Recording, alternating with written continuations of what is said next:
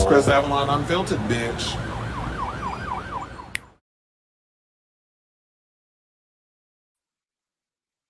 Hey, what's up, everybody? What's going on? It's your boy Chris Avalon, and welcome to a brand new episode of Chris Avalon Unfiltered, where we basically get into all the tea, all the information, all the stuff that's going on in the entertainment industry. We yap about it and we talk about it and all that good stuff. I was wondering, why am I'm hearing feedback. I don't know if y'all hear it, but okay. Let me close that because that was annoying. I don't know if it's still live on YouTube, I mean Instagram and stuff. Let me know. But anyway, so we got a lot of tea to get to today. So, but before you do, please look in the description down below and follow all my social media platforms. You know, my Instagram, my YouTube, my Twitter, my Facebook, all that good stuff. We have a lot of tea that we're going to be getting into today. Particularly, I know the big story that's been floating around social media, which is, this TD Jake story with him trending and allegedly him doing the bending at Diddy's legendary parties. I'm sure way more names is going to be coming out in that situation, but we're just going to focus on the one because this is the one we know so far. So we have that story. There's a lot of SA accusations coming out. So we got Vin Diesel also in the news. Christian Keys still, playing in our face in regards to this whole assault thing. People getting irritated with him. I'll tell you guys why. Plus, 90s dance music legend is going in and letting have on Erika Jayne for listening and playing around with her music and using her vocals without her permission. So we got that. We got Kiki Palmer coming to Taraji P. Henson's defense, her and Gabrielle union. Plus, Keke is going through it because her baby father is out here saying that he's been putting paws on her too. I mean, on him as well. So I got opinions on that. Plus, Jeannie Mai out here being white adjacent and playing around and trying to do whatever she can to keep her child away from her, Jeezy, because she's bitter about this divorce. Plus, is there beef going on between Oprah and the ladies of The View, particularly Whoopi Goldberg? I have my thoughts on that. Jennifer Lopez is out here talking about she got PTSD from how the media played around with her first time when she was in a relationship with Ben Affleck. And then I have the real reason as to Tanaka is parted ways with Mariah Carey. Plus, we don't normally do enough gay stuff on this show. But a list came out from Out.com and Out Magazine, I'm sure, because if it's Out.com, Out Magazine is going to put it in there as well. I have the list of countries that have the most tops, bottoms, verses, and sides of the year. So we're gonna break that down and talk about that later on as well. But like I said before, definitely look down. If you're watching on YouTube, hit that description button, that like, subscribe, all of that, so you know when I'm going live, as well as look at that. Look down in the description and follow my social media platforms. But before I get to the tea, let me put this banner across because I don't want people coming after me and being like, "Oh, I'm gonna sue you for saying some stuff." Look, whatever y'all hear on this stuff on this show is for entertainment purposes only, and it's alleged, and we just gonna speculate. And that's as far as it goes. So, um, oh, how you doing? I said, yes, I'm happy that you are here. You're able to catch a live right along with us. But oh yes, I'm gonna leave that little scrollation down there until I move on to the next thing.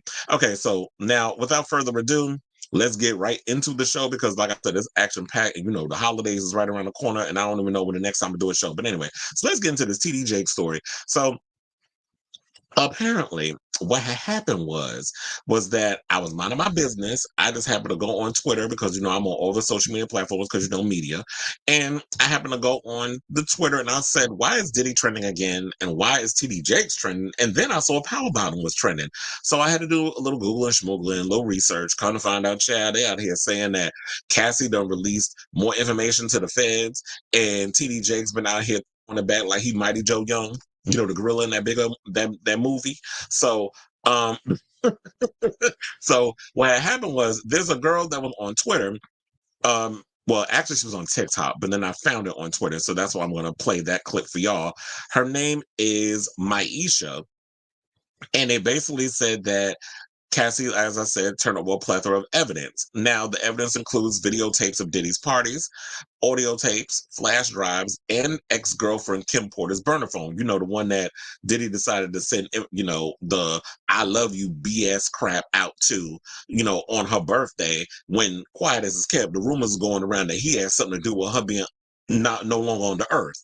But that's a whole nother conversation for another day. And what I didn't know was TD Jakes officiated the funeral. So the TikToker said that the emails there was an email that incriminates Diddy's close friend, Pastor T.D. Jakes, who officiated the burial of Porter, and the video footage places the Christian pastor as one of the many people who could be seen sleeping with multiple men, allegedly, at Diddy's soirees. Now, I do have the clip, and I'm going to show it to y'all. So, let me pull that up right about now, so that way y'all can watch. I don't know why I didn't have this ready. Okay, I got it. And now we're going to play this clip. Hold, please. It's about 3 minutes, but I don't know. I'll see how much enough information I can get out there, and then I'll cut it. Anything. This is allegedly. Ain't nobody gonna catch me slipping. Okay. So allegedly, Cassie has turned over evidence to the feds. Yes, to the feds. She has turned over videotapes, a USB drive, and Kim Porter's burner phone. Now, there is also an alleged email out saying a plethora of other things that include TD Jakes with Diddy. I'm gonna let y'all listen to it. I'm not finna say nothing else. Says here, yo, bro, Cassie has turned over substantial amounts of evidence to the feds. I'm told that after Cassie had a long conversation with Blank, I have to protect this person. They're going through a lot right now. And her lawyers, she finally was convinced to give up the videotapes and audio recordings that contain footage of S parties and other private gatherings that feature some pretty powerful and prominent people. And get this, she even gave up a burner phone and USBs that belong to Kim Porter with incriminating evidence against Diddy. I'm told that there are a slew of artists, politicians, and entertainers that are about to be exposed and arrested for H10. I'm paraphrasing there, okay? H10. I'm told that Cassie's husband played a significant role in getting Cassie to turn over the evidence. It's to my understanding that Cassie felt that by exposing the truth, it would also make her look like a filthy Moor. And I'm paraphrasing there because some of the videos she turned in, it shows her getting number one, okay, guys? I'm paraphrasing again, and committing more disgusting acts that she was forced to do. I'm also told that multiple male escorts corroborated the fact that TD Jakes have slept with multiple men at Diddy's parties and abroad, and they refer to him as being a power bottom. Wow.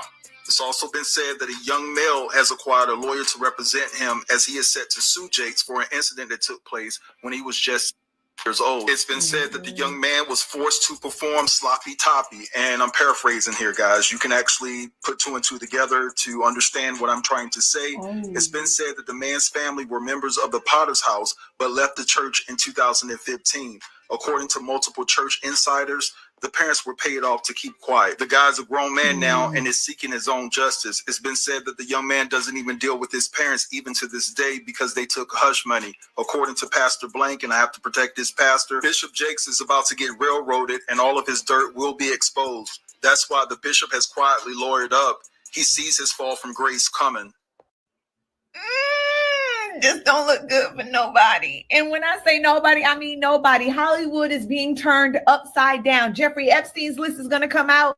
If this is actually true, this list is going to come out. And we already know TD Jakes is caught up with the other shit, allegedly being the person that is messing with Christian Keys. Everybody's saying it's either allegedly TD Jakes or allegedly Tyler Perry. It's either one of them. But oh my God, if this is true, buckle up, because next year, 2024, y'all better get y'all bingo cards out, because it's going to get real. Well, look, I say at this point, I say it's either one. I wouldn't be surprised in regards to the Christian Keys situation. I would not be surprised if it is both of them. I would not be surprised if it's Tyler Perry or TD Jakes or both of them all at the same time. I'm gonna get into the Christian Keys story later on in the show because I do have a follow-up on that and I have my opinions on that as well.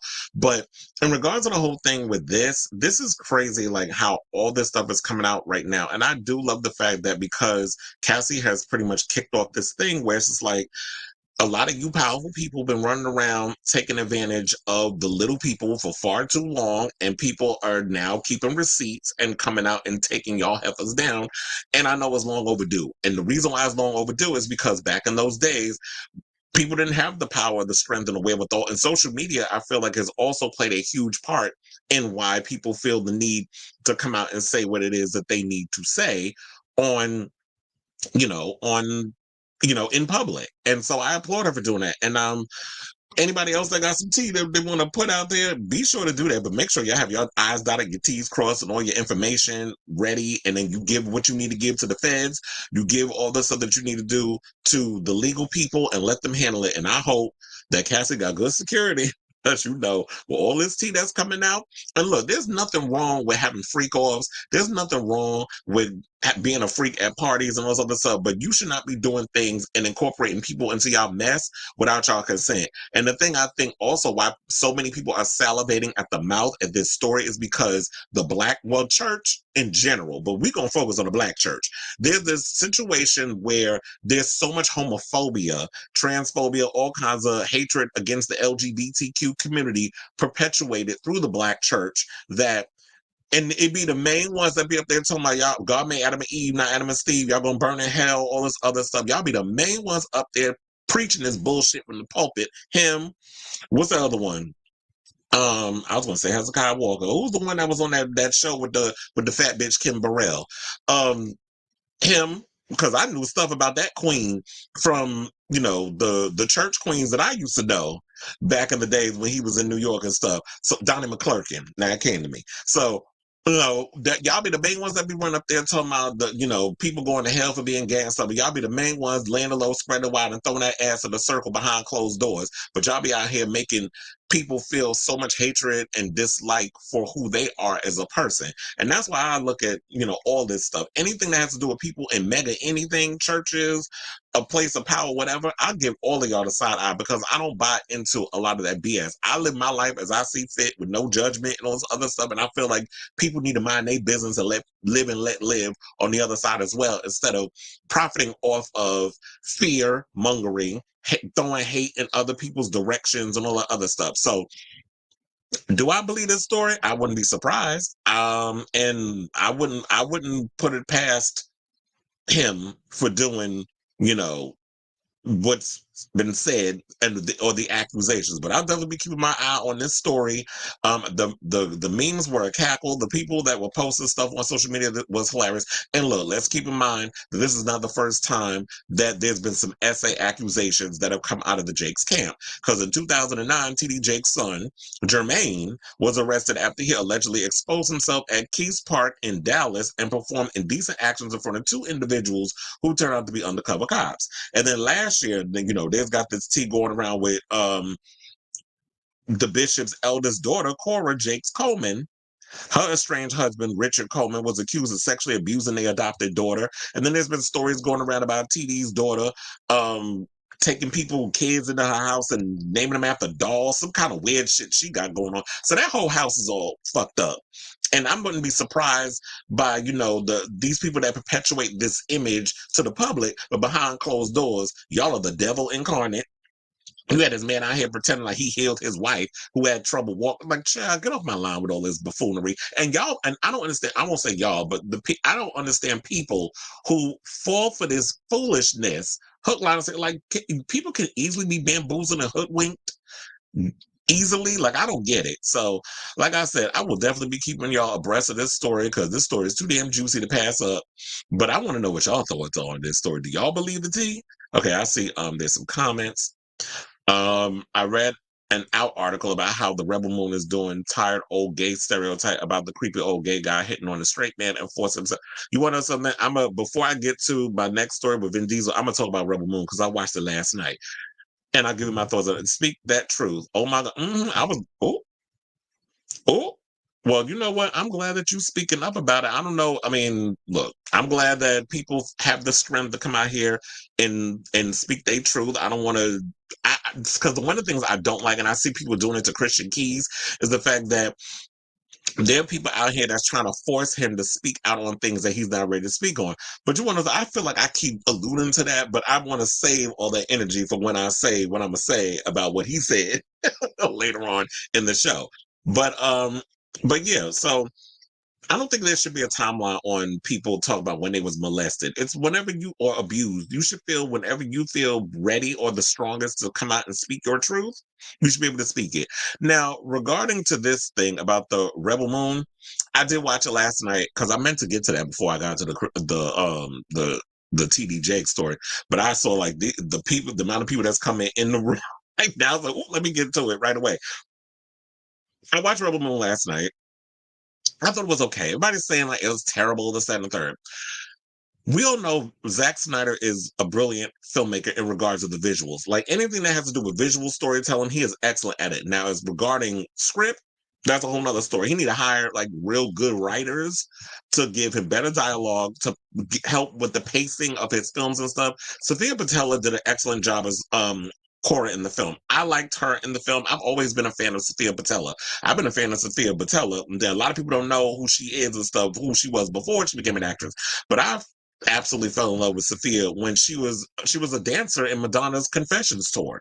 She was the one during the scene when she's in the cage and she's dancing all by herself or whatever. Well, Madonna dances at one point and she comes out with the cape on and dances all alone. So yeah, if you look up Sophia Boutella, she was one of Madonna's dancers in the Confessions tour. That's how I became aware of her.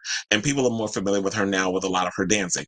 So there is a scene in the film that did kind of irritate me, but it's funny because Out Magazine I saw also, because I pulled something from them in regards to like the article that I'm gonna touch on, which is the countries that have the most tops, bottoms, verses, and sides in 2023. So they also did an article on some of the worst gay representation in movies, and one of them is the character that you mentioned, where there's a guy. There's like a cantina-esque scene like Star Wars. That's the reference, the cantina scene, and because they're trying to recruit or they're looking for somebody. I guess it's the Charlie Hunnam character. They end up meeting him, and he's like the Han Solo of the film. So they go to this thing. There's a guy that I guess he's a hooker or whatever, ugly as hell, comes up to the guy that she's been traveling with, and he's propositioning him. And when the guy says no, he grabs his dick. So that irritated me. Because here y'all go, still like how we in 2023 and Hollywood is still perpetuating stereotypes that gay people are fucking predators. Y'all are getting on my nerves with that. It's like, can y'all do a little better in regards to the writing? Or if y'all don't know nothing about gays, can y'all at least find some? I'm sure. Look, there's a bunch of faggots running around Hollywood. Y'all can find some to write the scripts or to get involved in some sort of way. So that was the irritation. And then he ends up getting, when he doesn't listen to the being told no, he gets beat up. Then he brings two other guys in the room to try to fight her, and then people wind up dead in the scene. So to me, it's just, we got to do better in regards to representation. But anyway, so if y'all want to see Rebel Moon, definitely check that movie out. It was cute, but for the most part, I don't think it was. Look, the second part I think comes out in March or April or whatever. After I saw the preview for the second film, I wasn't really that. I was like, okay, it looks all right. I'm like, when it drops, it drops. It's not like I'm so excited to see this movie. But there seems like to be a lot of bad movies coming out this week. It's not only that one, but I already heard Aquaman is god awful. But I'm not that surprised either because I didn't like the first one. I didn't like the first Aquaman. I didn't think it was that great. I love Jason Momoa as an actor, but I didn't think the movie was that great. So,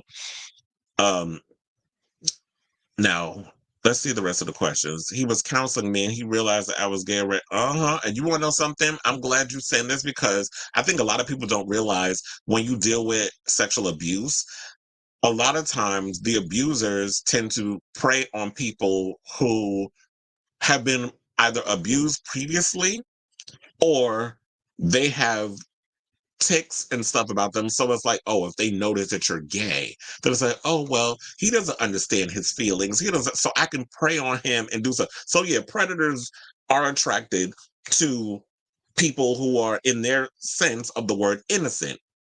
So there's a sense of innocence to them. They're still trying to figure out their sexuality. They're still trying to figure out where they fit into the world. And that is where that comes from. So I totally feel you. And you know what? I hate when people have to go through, that mess. So he said, Confessions and the Sticky and Sweet tour. Oh yeah, she wasn't that. So then, hey, Apollonia. Okay. So now let's move on and talk about another one, Vin Diesel.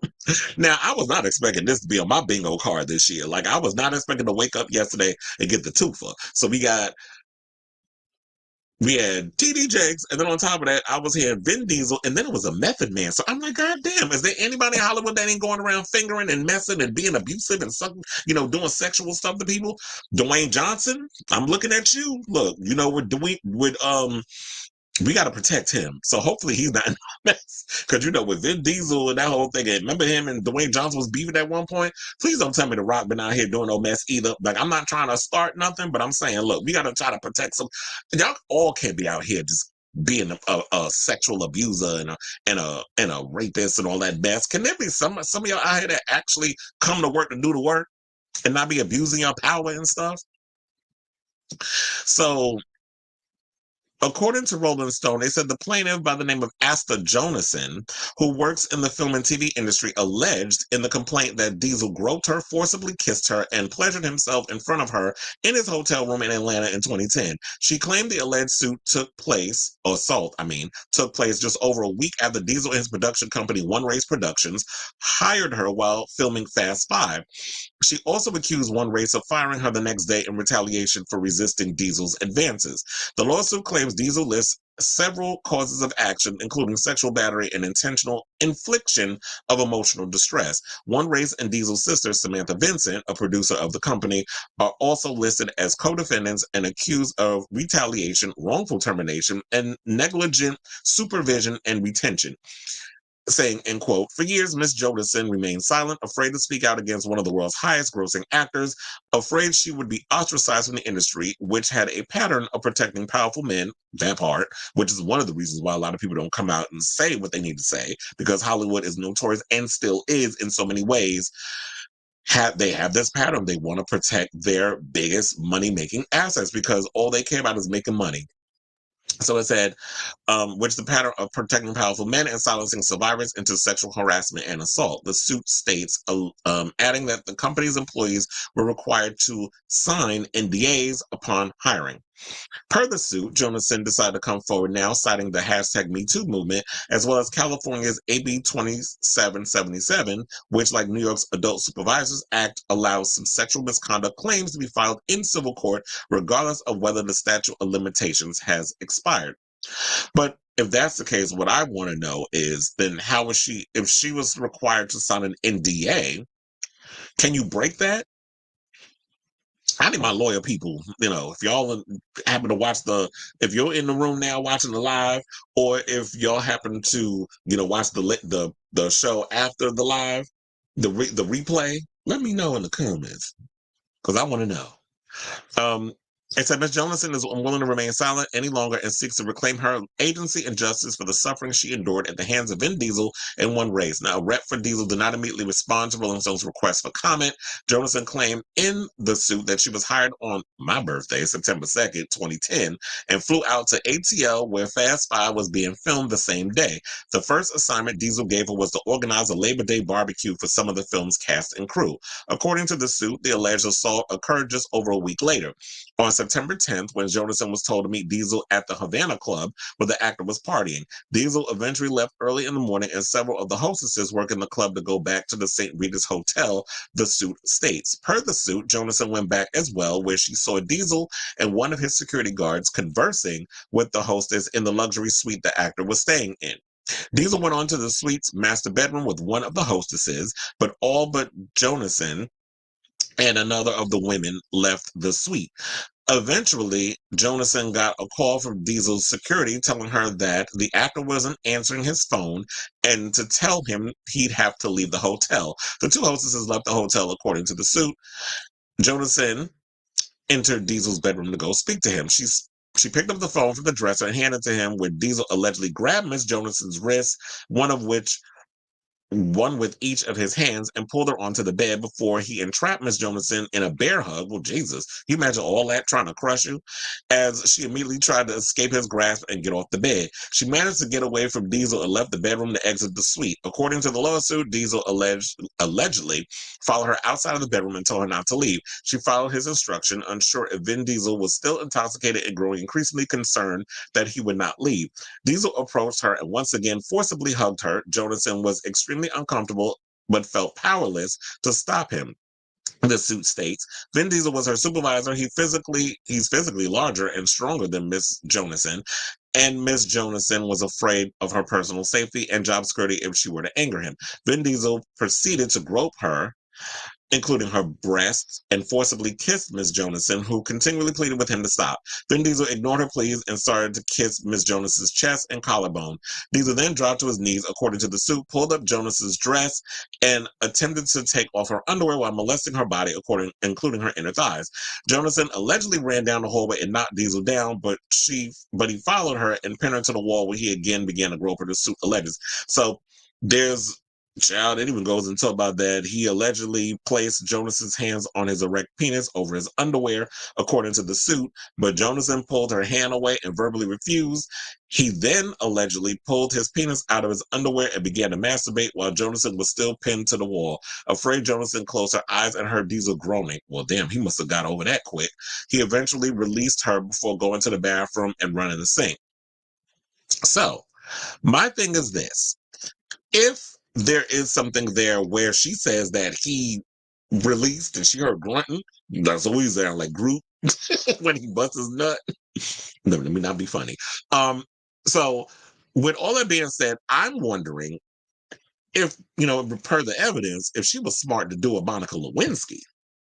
And since he Monica Lewinsky'd all over her outfit, allegedly, I'm assuming that's probably what happened, because when you in the middle of trying to abuse a woman and all this other stuff, and she said she let him finish or whatever, she couldn't move. I wonder if she kept the clothes that she was wearing, and there may be some DNA. Look, we in the era of Law and Order, SVU, CSI. They could do all kinds of forensics and stuff. So I'm hoping that if this is true, with this lawsuit, that she has the evidence and the wherewithal to put out there, so that way we are aware, of what happened. And child, Vin Diesel, if this is what you out here doing, you are done. But at this point, his career's kind of been a wrap anyway. Like, all you've been doing, quiet as it's kept, is a bunch of Fast and Furious movies. And that last one, I say the last 3 wasn't really that great, especially Fast X. I couldn't believe I wasted time watching that bullshit.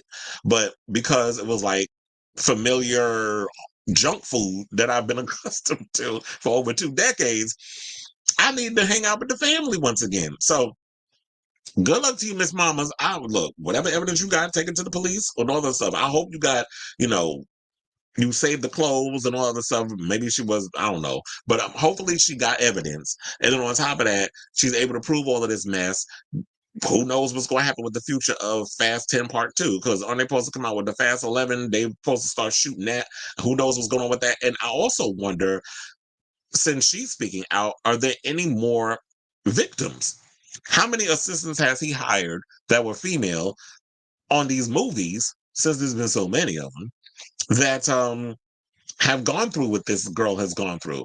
Is she the only person? Are there more? Because usually when it comes to these situations, it ain't always just the one that we hear about that goes through these sort of things. So I'll definitely keep y'all guys abreast of this story as it develops, because I'm sure it's going to be a lot. Okay, so we got some comments. In most cases, we're preyed upon by straight men. We weren't touched by fellow rainbow folks. We're molested by Uncle Charlie, Miss Davis. That's usually the case. And it's always, and I've always noticed in an abusive situation that is, a lot of times people get abused by people who are close to the family, or they prey on people who have single parents and that sort of thing.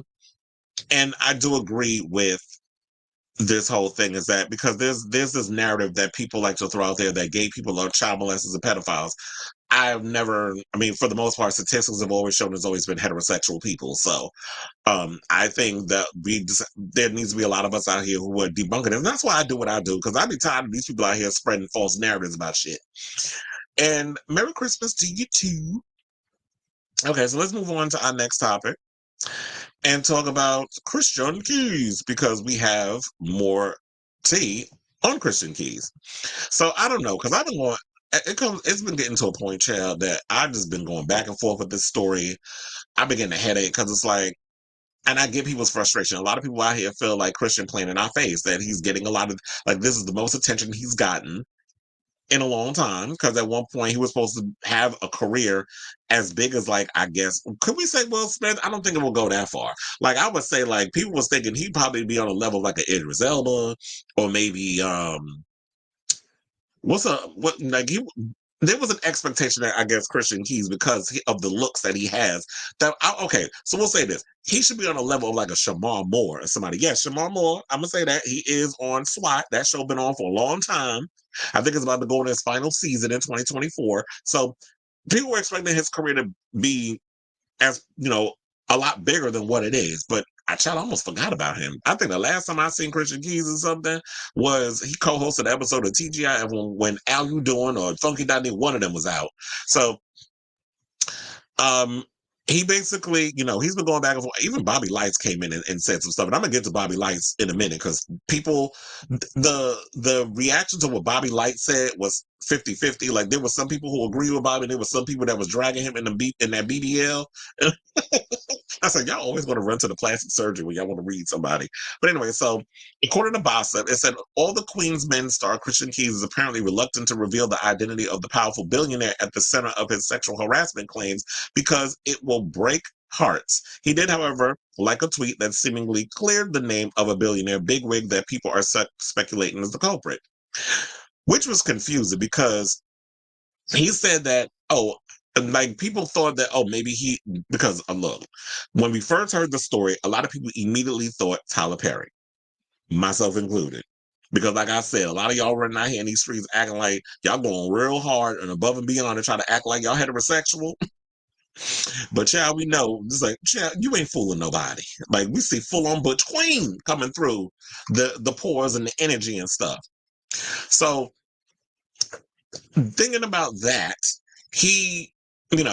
then it was like, because I did the story of the last show where they said that he tried to implicate that it wasn't Tyler Perry. And I'm like, then I'm thinking about it. I was like, wait a minute. When I did that whole story, he really didn't say, I didn't see where it said that he was saying that it wasn't Tyler.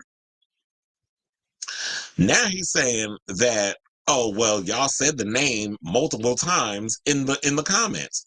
The name I saw the most was Tyler Perry. So is it him? Is it not him? I'm confused. Like, I just feel like what's irritating me about Christian is the fact that I feel like, look, everybody, like I said earlier in the show, everybody should come out and say what needs to be said when it comes to abuse or whatever the case is, when they need to, in their own time. If you're going to spray this tea, spray it in your own way, in your own time. However, I think to a lot of people, because I don't feel like it's that important at this point that, he needs to come out and say whatever. But stop jerking us around with the, y'all said it in the comments, but you're not going to say who it is. Like, you keep playing or you keep jumping in the comments, you keep saying things, and I think people are getting irritated. They're like, well, say who it is or don't say nothing at all. Like, shut up. At least file your papers or do whatever. And you also said that you were inspired by Cassie. That's what made you come out and say what you need to say. You said you was inspired by what Cassie did in this whole situation, so that inspired you to go on Instagram and say what you need to say. In my opinion, what I would have did was what Cassie did, which was she got her I's dotted, her T's crossed. She had all of her information, like just like you said, you got pens full of this, that, and the third, and you got all this information of this person, even voice recordings and all this stuff. What you should have did was take all that information to the police. You should have filed all your reports. You should have had your lawyer or lawyers on everything to make sure so you don't get sued or whatever. Put it out there and then get your settlement if that's what you want to get. A lot of people don't understand what your intentions are or why you're doing what you're doing. Now it just feels like, you just playing around with the audience and you just trying to keep this story trending. I also said earlier this, many episodes already, that I'm tired of people doing like this whole drama situation, but there's no resolution to the situation. It's like, okay, so what's the follow-up? What are we doing here? What's the end game? And I think that's what people are getting irritated about. And he's saying that if I say who it is, it will break y'all hearts. Then why bring it up in the first place? And my thing also is, who cares what these, regular people out here who you don't know think? Who cares? To me, it should be about you and your peace of mind and you trying to recover from the abuse that you had to endure in your life. Because he said that he's gone through, like, it's not just, the mogul or whoever that was in the industry that propositioned him to pay him $100,000 to strip naked, or the actress who he won't name that he talked about in the first video that repeatedly grabbed his junk and commented on the fact of how girthy his penis is. Like, if you're going to be dropping jewels it shouldn't be about whether or not you gonna hurt people's feelings. Because if you was considering their feelings in the beginning, you wouldn't have came out and said what you said for an hour and some change. That's why I feel like if you want to don't protect the abuser, your peace of mind and you exposing these people should be the more important thing. So that way you make sure that what they did to you doesn't happen to someone else, because this is a repeated behavior that we've heard, excuse me, so many times, especially through the Me Too movement, Harvey Weinstein and the amount of women he abused in this business, the stories we've heard about Bryan Singer, the director, and so many other people who have abused their power and molested, sexually, assaulted or whatever. So it shouldn't be about protecting the abuser. And that's what it feels like you were doing when you go and say, if I say who it is, it'll break your heart. And, while some fans sympathize with the actor's reluctance, a few social media users pondered whether Keys was intentionally withholding the name of his alleged harasser to gain clout and attention. So people do feel like it's giving clout. They say he's treating this like a game. SMDH. People deal with abuse on the regular. Speak out and let it go, or just say it. Another person said, I still don't understand the point of saying something and not saying it at all. People are saying it was brave. Brave is putting everything out there, and whatever happens, happens. Let the Cassie and Diddy situation be your guide. And I know some people say, well, you can't tell somebody how to do whatever, or how to spray it, put their own tea and stuff out there.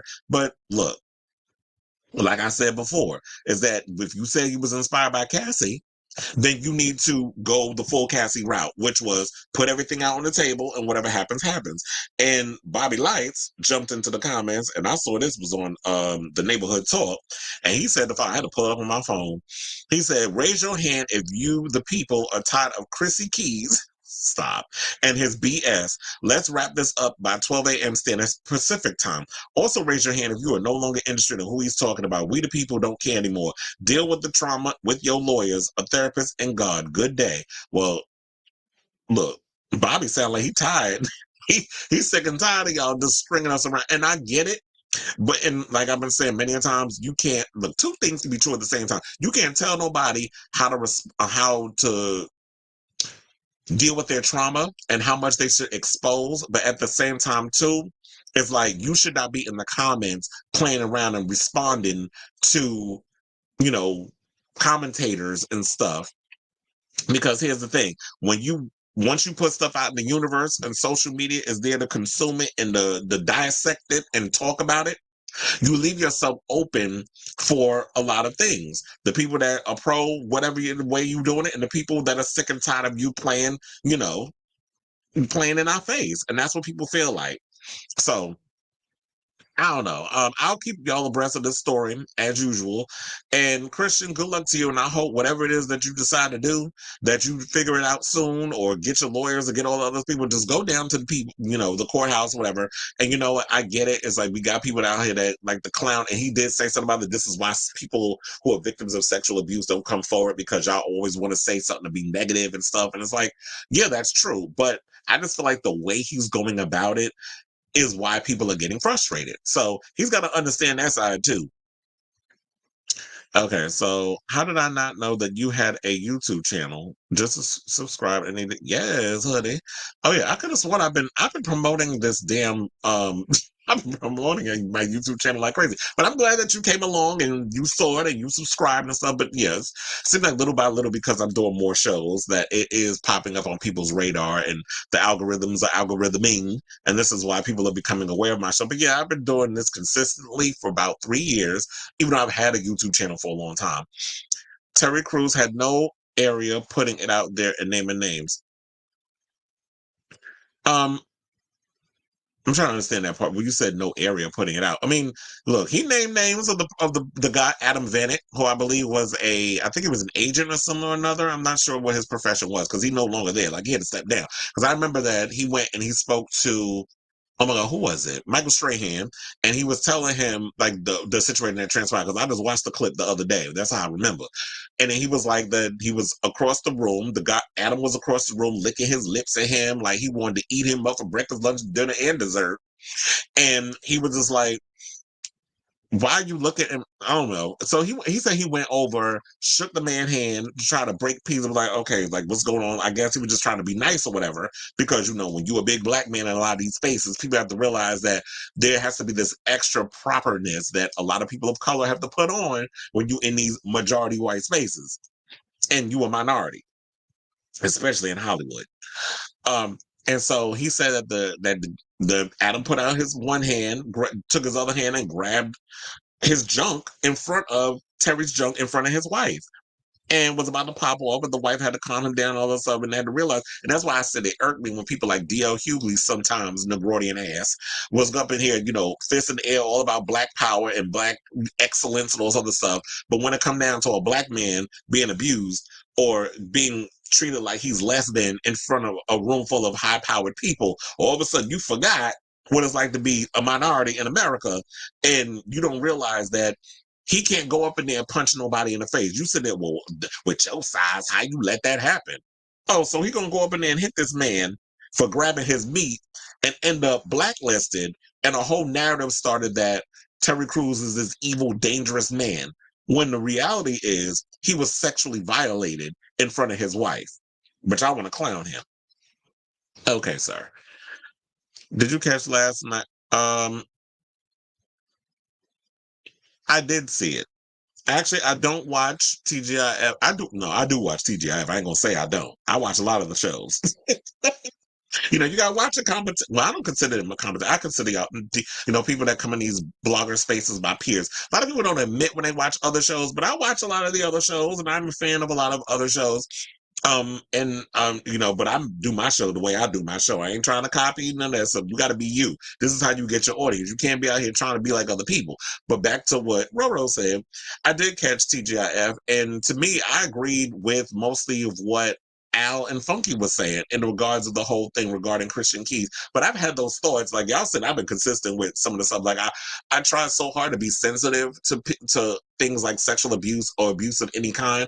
But sometimes we can't be afraid to call things out as they are, without the fear of being ridiculed or blackballed or being told that you're insensitive or whatever. Why can't two things be true at the same time? And my thing is this: if I had celebrity friends, and I know I call them celebrities, but if I had celebrity friends that were in situations, I always wonder, like, how would I handle this situation? Like, do I call them up and be like, well, we're going to talk about you on the show, and I got to say what I need to say? But yeah, she said that she minimized her friendship. But I always found it weird when she said that around the time when they first met, which I think was on a music video set, how like, I don't know anybody. Well, me personally, I'm not going to immediately disclose something so personal to a stranger like a Claudia Jordan. He went and she said, she made it seem like he immediately went and started spilling tea about people in the business and how he's been violated. And then I don't remember if I brought it up because it was so much about Christian Keys, but there was a period where I believe he also brought up that he said his first foster mother, made him walk down the street in the rain butt naked. So there seems to be all this trauma abuse that he's dealt with since he was a kid. So I did catch the thing, and it did seem like she tried to minimize her friendship, but also it seemed like she was trying to being like, well, y'all don't understand how it is for so and so and so. It's like, I get it, because like she's a product of abuse herself. So I get it. But at the same time, sometimes we got to be critical and practical of our friends. And if that's gonna fuck up the friendship, oh well. But I always look at it as like my real friends, my true friends, I expect them to tell me about myself when I don't want to hear it, and y'all piss me off and I cuss your ass. I'm like, bitch, I don't want to hear all that. But then I'm going to internalize it and think, you know what, bitch, your ass was right. And I expect vice versa. And I do have those friends, those very few, I can count on one hand, the friends that I have that will really tell me about myself and get me together, and vice versa. And I say it because I give a damn. But if I didn't give a damn about you or whatever, then I wouldn't have said a word. I'd just sit there and let you just be the mess that you are.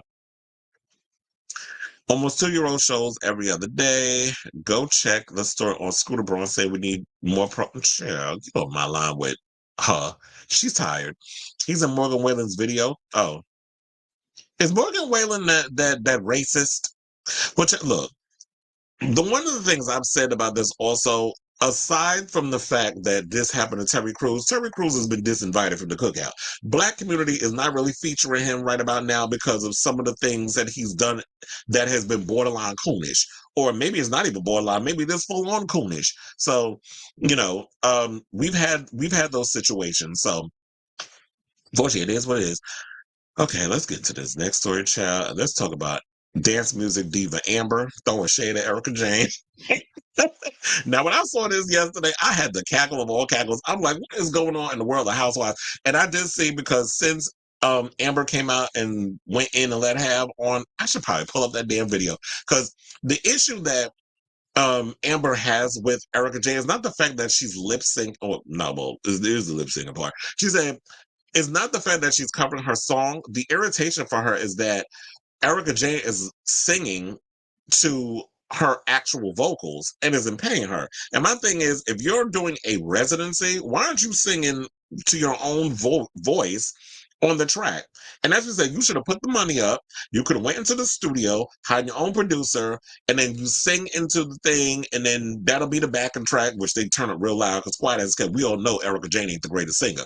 She's a great performer. She gives drag queen tease, and the funny part was in what Amber said, she said that she thought that she was a drag queen, and she do give drag queen. I mean, look, Erika Jayne's entire career has been kind of modeled around the gay community and performing in a lot of those, the white party, a lot of the circuit party. Like, she's a circuit party performer, and she's giving very that. Which is why when I first heard that she was doing a residency, I'm like, well, how many people going to sit up in there and watch that? Because she really does not have that big of a following where she can keep a residency going like a Usher, like an Adele, like a Britney Spears, or even Celine Dion when she was, able to perform at a residency. So I don't understand how Erika Jayne, like, I could understand if she was holding up a residency at like a drag bar, but I didn't know that she was able to pull. And look, the tickets also that I heard was $7. So I guess when you spending $7 to see somebody perform covers,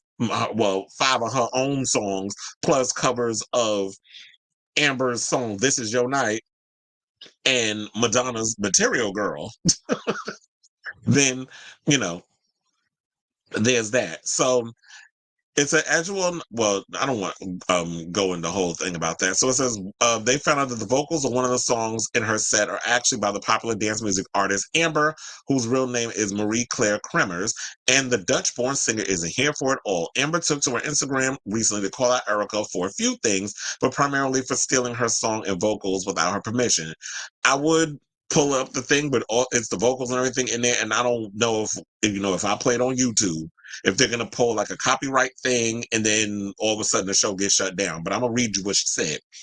She said, so today I was sent this clip here, and just like Karen Kassar from The Real McCoy, I said, oh, she threw shade at the singer from Real McCoy, another 90s dance group from back in the day, had the nerve to lip sync to my track and original vocals when she was on the road with them and act like it was all her. So does this one apparently at the Pretty Mess. At first, I thought it was a drag queen, where men dress up as women and give a dramatic lip sync and people know and understand it as a clear art form and not being the actual real artist of the song, and I can respect that, as I see that as an appreciation for the artists from the LGBTQIA plus community. After a little research, however, it turns out she was one on one of these housewife reality shows. No wonder I do not know her, as I do not watch that kind of stuff. Then I was told that she supposedly also is a singer with her own dance records. Okay, so then let me ask you this. Why are you not taking out a mechanical license to just set up a little produced track yourself and add your own vocals on it and then lip sync the hell out of it? If you must lip sync, otherwise go live, girl, without having to act like my vocals are all yours. Never in a million years, as a self-proclaimed performing artist, would I even come up with the thought of lip syncing to a track and a vocal of another artist on a paid show on top, unless that is all I do and all people know me clearly for as a drag queen. And that's what she was saying, is that she basically is come across as like a drag act. That's what drag queens do. If you can't sing, you lip sync to other people's vocals and you play the backing track and stuff. And that's what she's accusing Erika of doing. People out here thinking that's her vocal, and it's not. It's Amber's vocals that's been pulled from the This Is Your Night track. And I had people that I know that follow me on social media, so I'm talking about, oh, well, you need to come up with a hit and do all this other stuff. I don't think she needs to. Yes, the reality is Amber hasn't had a hit in 20 years. There may be reasons to why she don't have a hit in 20 years. Maybe she's over the music industry and the bullshit and the politics and gets out there and performs her songs at the little, this is the 90s certain, these little things that they have where they have like, shows specifically for boy bands where a bunch of them go on the road, like with New Kids on the Block, they'll probably bring 98 Degrees and another boy band or Boys to Band or whatever, and they go out on tour together or something like that. So they have these little nostalgic tours that they do. And there are people look, when I was a kid growing up, I listened to Amber's music. Like that's all they played, being from New York on 103.5 New KTU. That's what they played when I would listen to a lot of the radio stations. It was her, Ultra Nate. If y'all not heard Ultra Nate's new album, definitely download that and listen to it. It's amazing. She's still making music. And I actually speak with her every now and again, sidebar, on Instagram. Whenever I'm reposting her stuff, she'll send me a little something, like a little heart. And we have our little banter back and forth. So, I live for my icons. I live for her. I live for Crystal Waters. I live for, I like my 90s dance divas. And Amber was one of them. And yes, This Is Your Night is a bop and will always be a classic. So if you're going to be out here and y'all gonna be singing other people's songs, y'all need to respect the artist and basically get out here and perform to you can cover a song. There's no crime in covering a song. We hear people who out here cover songs all the damn time, but they're not out here pulling someone else's vocals and lip syncing to it, and you got the backing track louder than you, but your mic is on, but your voice is low because your vocals is limited. Which, if you hear the clip, you do hear Erika singing, but the vocals are struggling a little bit.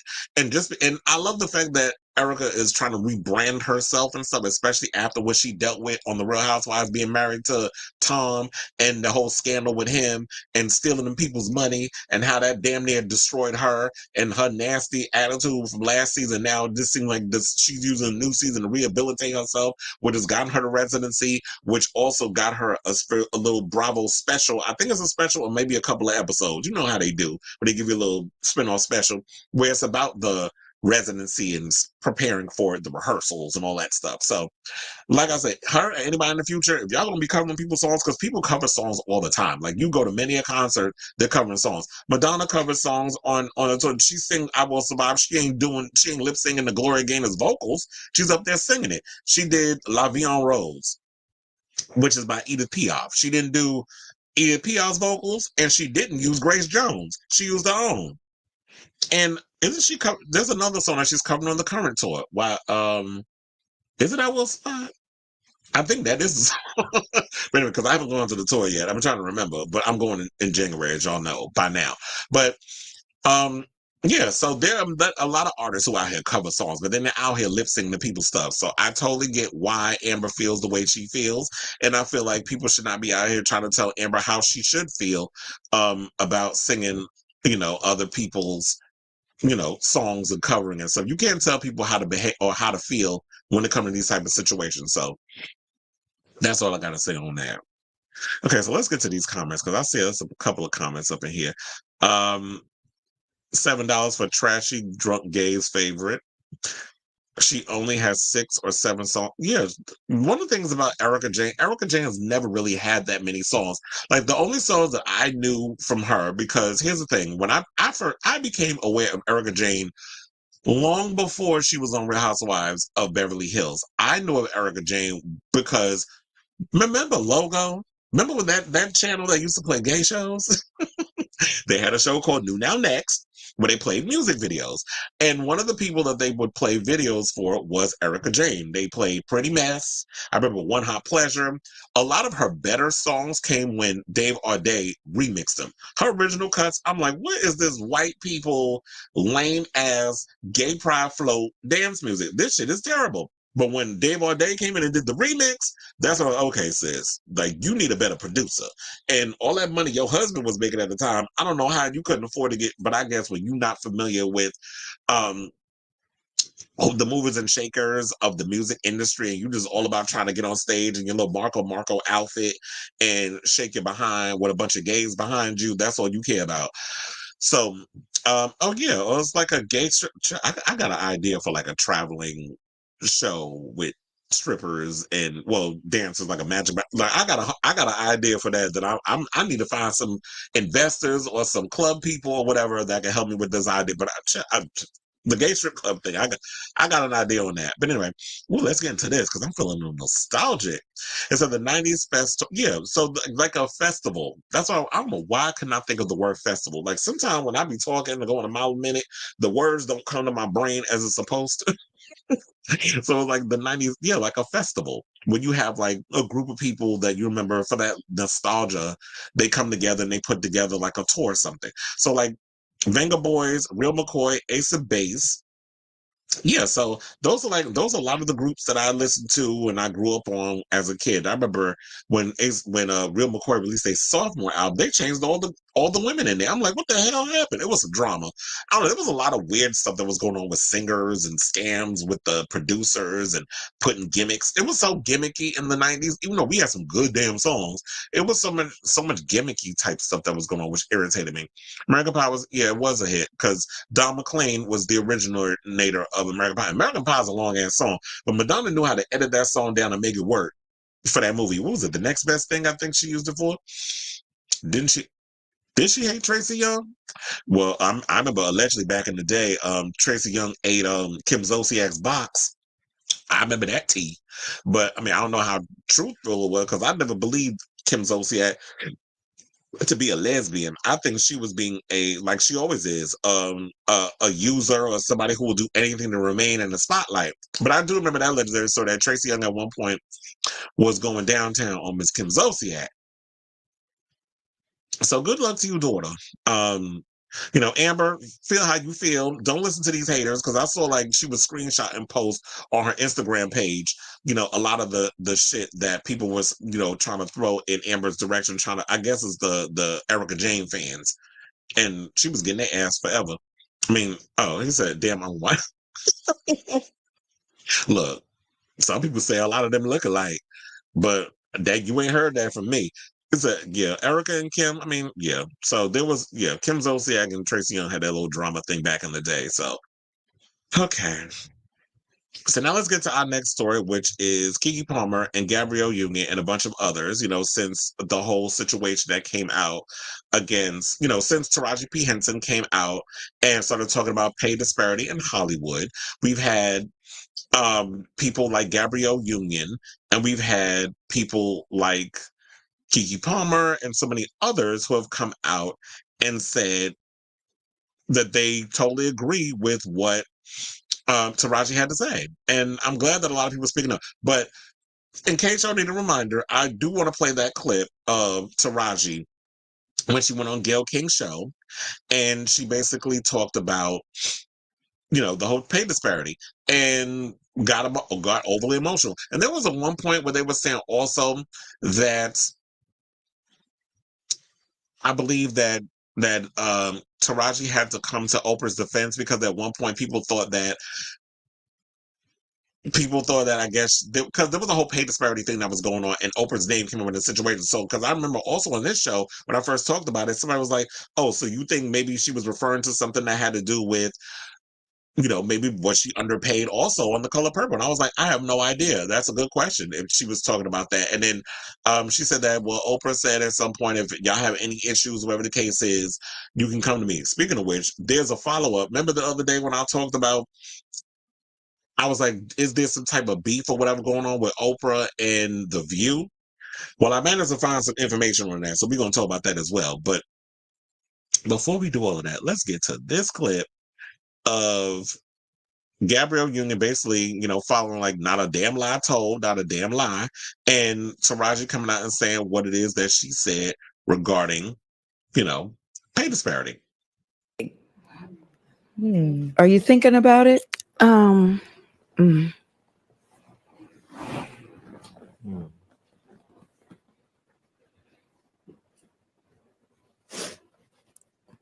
just tired of working so hard, being gracious at what I do, getting paid a fraction of the cost. I'm tired of hearing my sisters say the same thing over and over. You get tired. I hear people go, "You work a lot." have to. The math ain't mathing. And when you start working a lot, you have a team. Big bills come with what we do. We don't do this alone. The fact that we're up is a whole entire team behind us. Yes. They have to get paid. So when you hear someone saying, oh, such and such made $10 million, no, that's not that didn't make it to their account. Know that off the top, Uncle Sam is getting 50%. That's right. Okay. So do the math. Now we have 5 million. Your team is getting 30% or whatever your team is off of what you grossed, Sometimes not more. after what Uncle Sam took. Now do the math. So I'm only human, and it seems every time I do something and I break another glass ceiling, when it's time to renegotiate, I'm at the bottom again, like I never did what I just did, and I'm just tired. I'm tired.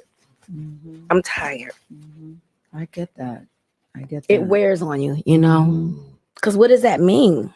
What is that telling me? What is it telling me? Yeah.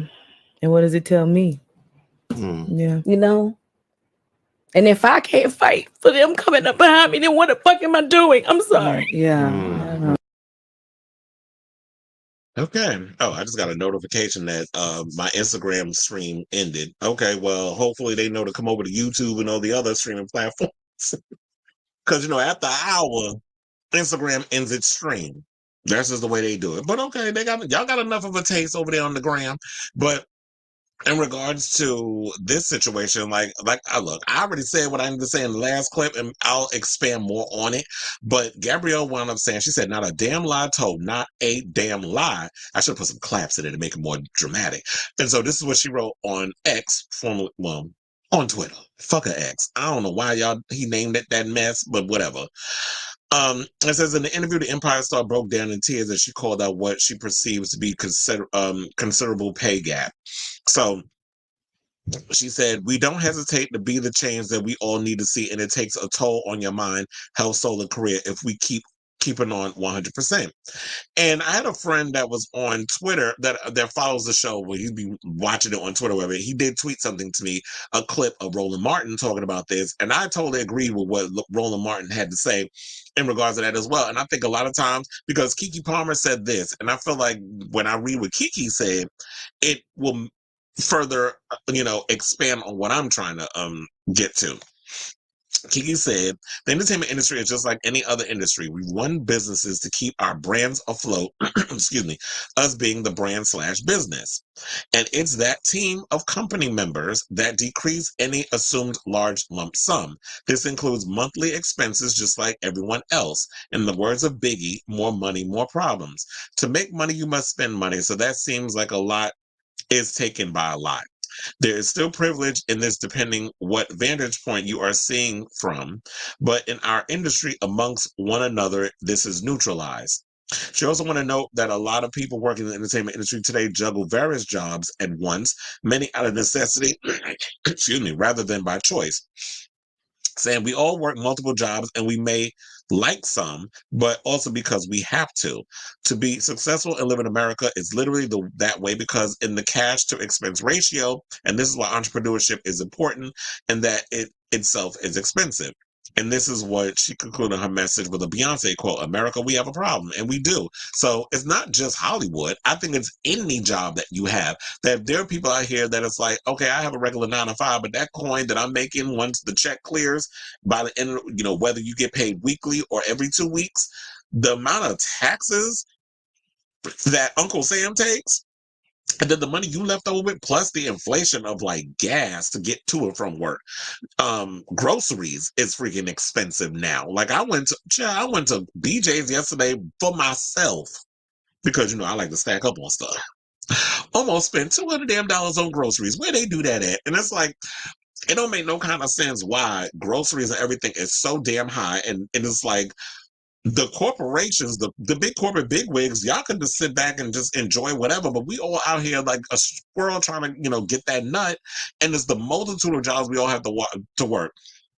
Besides me doing this, I have to have other sources of income that are coming in, so that way I'm able to financially support myself and so many other people. Why you think it's like when you look at Jennifer Lopez, she's got the music, she's got the film, she got that, all this other stuff. Kiki Palmer, she got her own music, she acts in movies, she's doing TV hosting, or all the other stuff. So you have to have a multitude of jobs. And I know people be like, yeah, I need to find one job and stick to it. Well, damn, if the people paid a livable wage, then maybe people wouldn't have to work a multitude of jobs. Or someone who works a 9 to 5 that got to do a side job, like they got to get a second job, like a part-time job or whatever, to be able to afford their living living way of life. Be it the rent be crazy, because after every year it seems like they want to do a high increase on rent, or like I said, with groceries and gas and any form of transportation, those other stuff, all that stuff adds up. So when you paid all that off, what else you got left? You got a little bit of money. You can't really enjoy it. So now it's like you have to work 2 or 3 jobs to make ends meet. And it's unfortunate that this is what a lot of people have to go through. But also, it's like when a friend of mine sent me the video from Roland Martin, what I totally agreed with him is that a lot of these actors, y'all can't just be out here being talent. A lot of y'all need to also understand the business side of show business. Y'all just can't be out here being a show pony. Y'all need to know what is in them contracts, how you're going to be able to read the fine print in the contract. If you're not sure of something, ask. And if they're going to bullshit you, get a second opinion. It's like, well, you know what? I'm going to go through this. I'm going to call somebody and find out what does this mean? And if you're going to sit up here and try to BS me, because a lot of times you do get people that's in your own corner that's supposed to be working for you that will deliberately deny you jobs or deny jobs, so that way, because Taraji, she also, there was another clip that was surfacing on social media where she said she fired everybody that worked with her when she was, I think, after Empire or when she was doing, but she's like, where's my endorsements? Like, Cookie's supposed to be this fashion icon on this show wearing all these expensive ass clothes, but where's her endorsements? Why is she not getting no endorsement deals? Why isn't she, doing all these commercials or got a shoe line or all this other stuff? And this is why I think a lot of times they say that artists should also, if any conversation or calls come through, you need to know about it. You can't just depend on the agent or the manager or whatever to be able to, pinpoint and to negotiate these deals. Because a lot of times they'll be like, somebody, like, say for instance, Manolo Blahnik decide, they want to do a shoe line with Taraji. And she won't, the people in her own camp be like, oh, she don't want to do that. She wouldn't do something like that. Fuck you know. Did you speak to her? But they don't go through that. They don't go the extra mile because they assume that they are the mouthpiece, that the agent and the manager, their agent supposed to negotiate the deals. But they'll sit and they'll turn it away. I'm like, so you just going to turn away money? But at the same time, you still getting that percentage regardless of what deals come in or don't come in. So I don't understand that. So this is why I always say, like, yes, it is very important that if you need to learn to be your own entrepreneur and your own negotiator and be able to, manage those deals. And there was a period in time where I used to depend on other people to handle my shit. And I was like, at this point, because I realized when you depend on people to handle your stuff, and this is a learning lesson, you wind up realizing that so many opportunities have been missed and so many things have been lagging, where it's like, you know what, I could have just did that the whole time. And then once you realize it, shit is easy. So I totally get where Kiki's coming from. I totally get where some of the women coming from. And I'm glad that there are a lot of people, particularly people of color, in the industry that are speaking up. And it's not just in this industry, in any industry. Black people always lowball when it comes to money. And Monique tried to tell everybody, but nobody wanted to listen. That, they want to lowball you and don't want to pay you your worth. And that every time that this person, we always have to, people of color always told you got to work twice as hard to get a fraction of what their white counterparts get. And still, what I bring to the table, and still I'm scraping by and still having to fight tooth and nail just to get a piece of what you giving that white actress who ain't even had to work twice as hard as me is getting. So I definitely feel her on that. Okay, so I still say Taraji, Gabrielle, Angela, and all the rest of them need to start their own ish and pay their people fairly. And that's another thing too. I think also people in this industry, y'all got to stop with the white validation. Stop trying to seek the approval of these white overlords in these corporations. And there needs to come a point in time where Black people need to, or any people of color in any marginalized groups, whether the gay community, the Black community, the Latin community, the Asian community, need to band together in their own situation and figure out how we gonna get what we need to get, and stop waiting for white people in these big positions to give us a piece of the pie. But then again, when we had the story with Monique where she said that, you know what, the Daniels, and which she patched things up with, and Tyler Perry, which I don't think she did, and Oprah was telling her, oh, well, we want you to work and do all this other stuff. So they trying to lowball. You got people in your own community be trying to lowball you. So sometimes it be fucked up where our very own be up in here trying to play us, playing our face. So it ain't always just the white people too. So I'm wondering if Taraji had to come out and say what she said and defend Oprah, because they felt like, oh, this is going to be another situation where, you know, oh, the way Oprah treated Monique, based on what Monique said, now she's doing it to Taraji. And then Fantasia, I think at one point said she wasn't thinking about doing the Color Purple movie because y'all wasn't going to try to pay her no good coin. So I think there's that too. So good luck to you, daughter.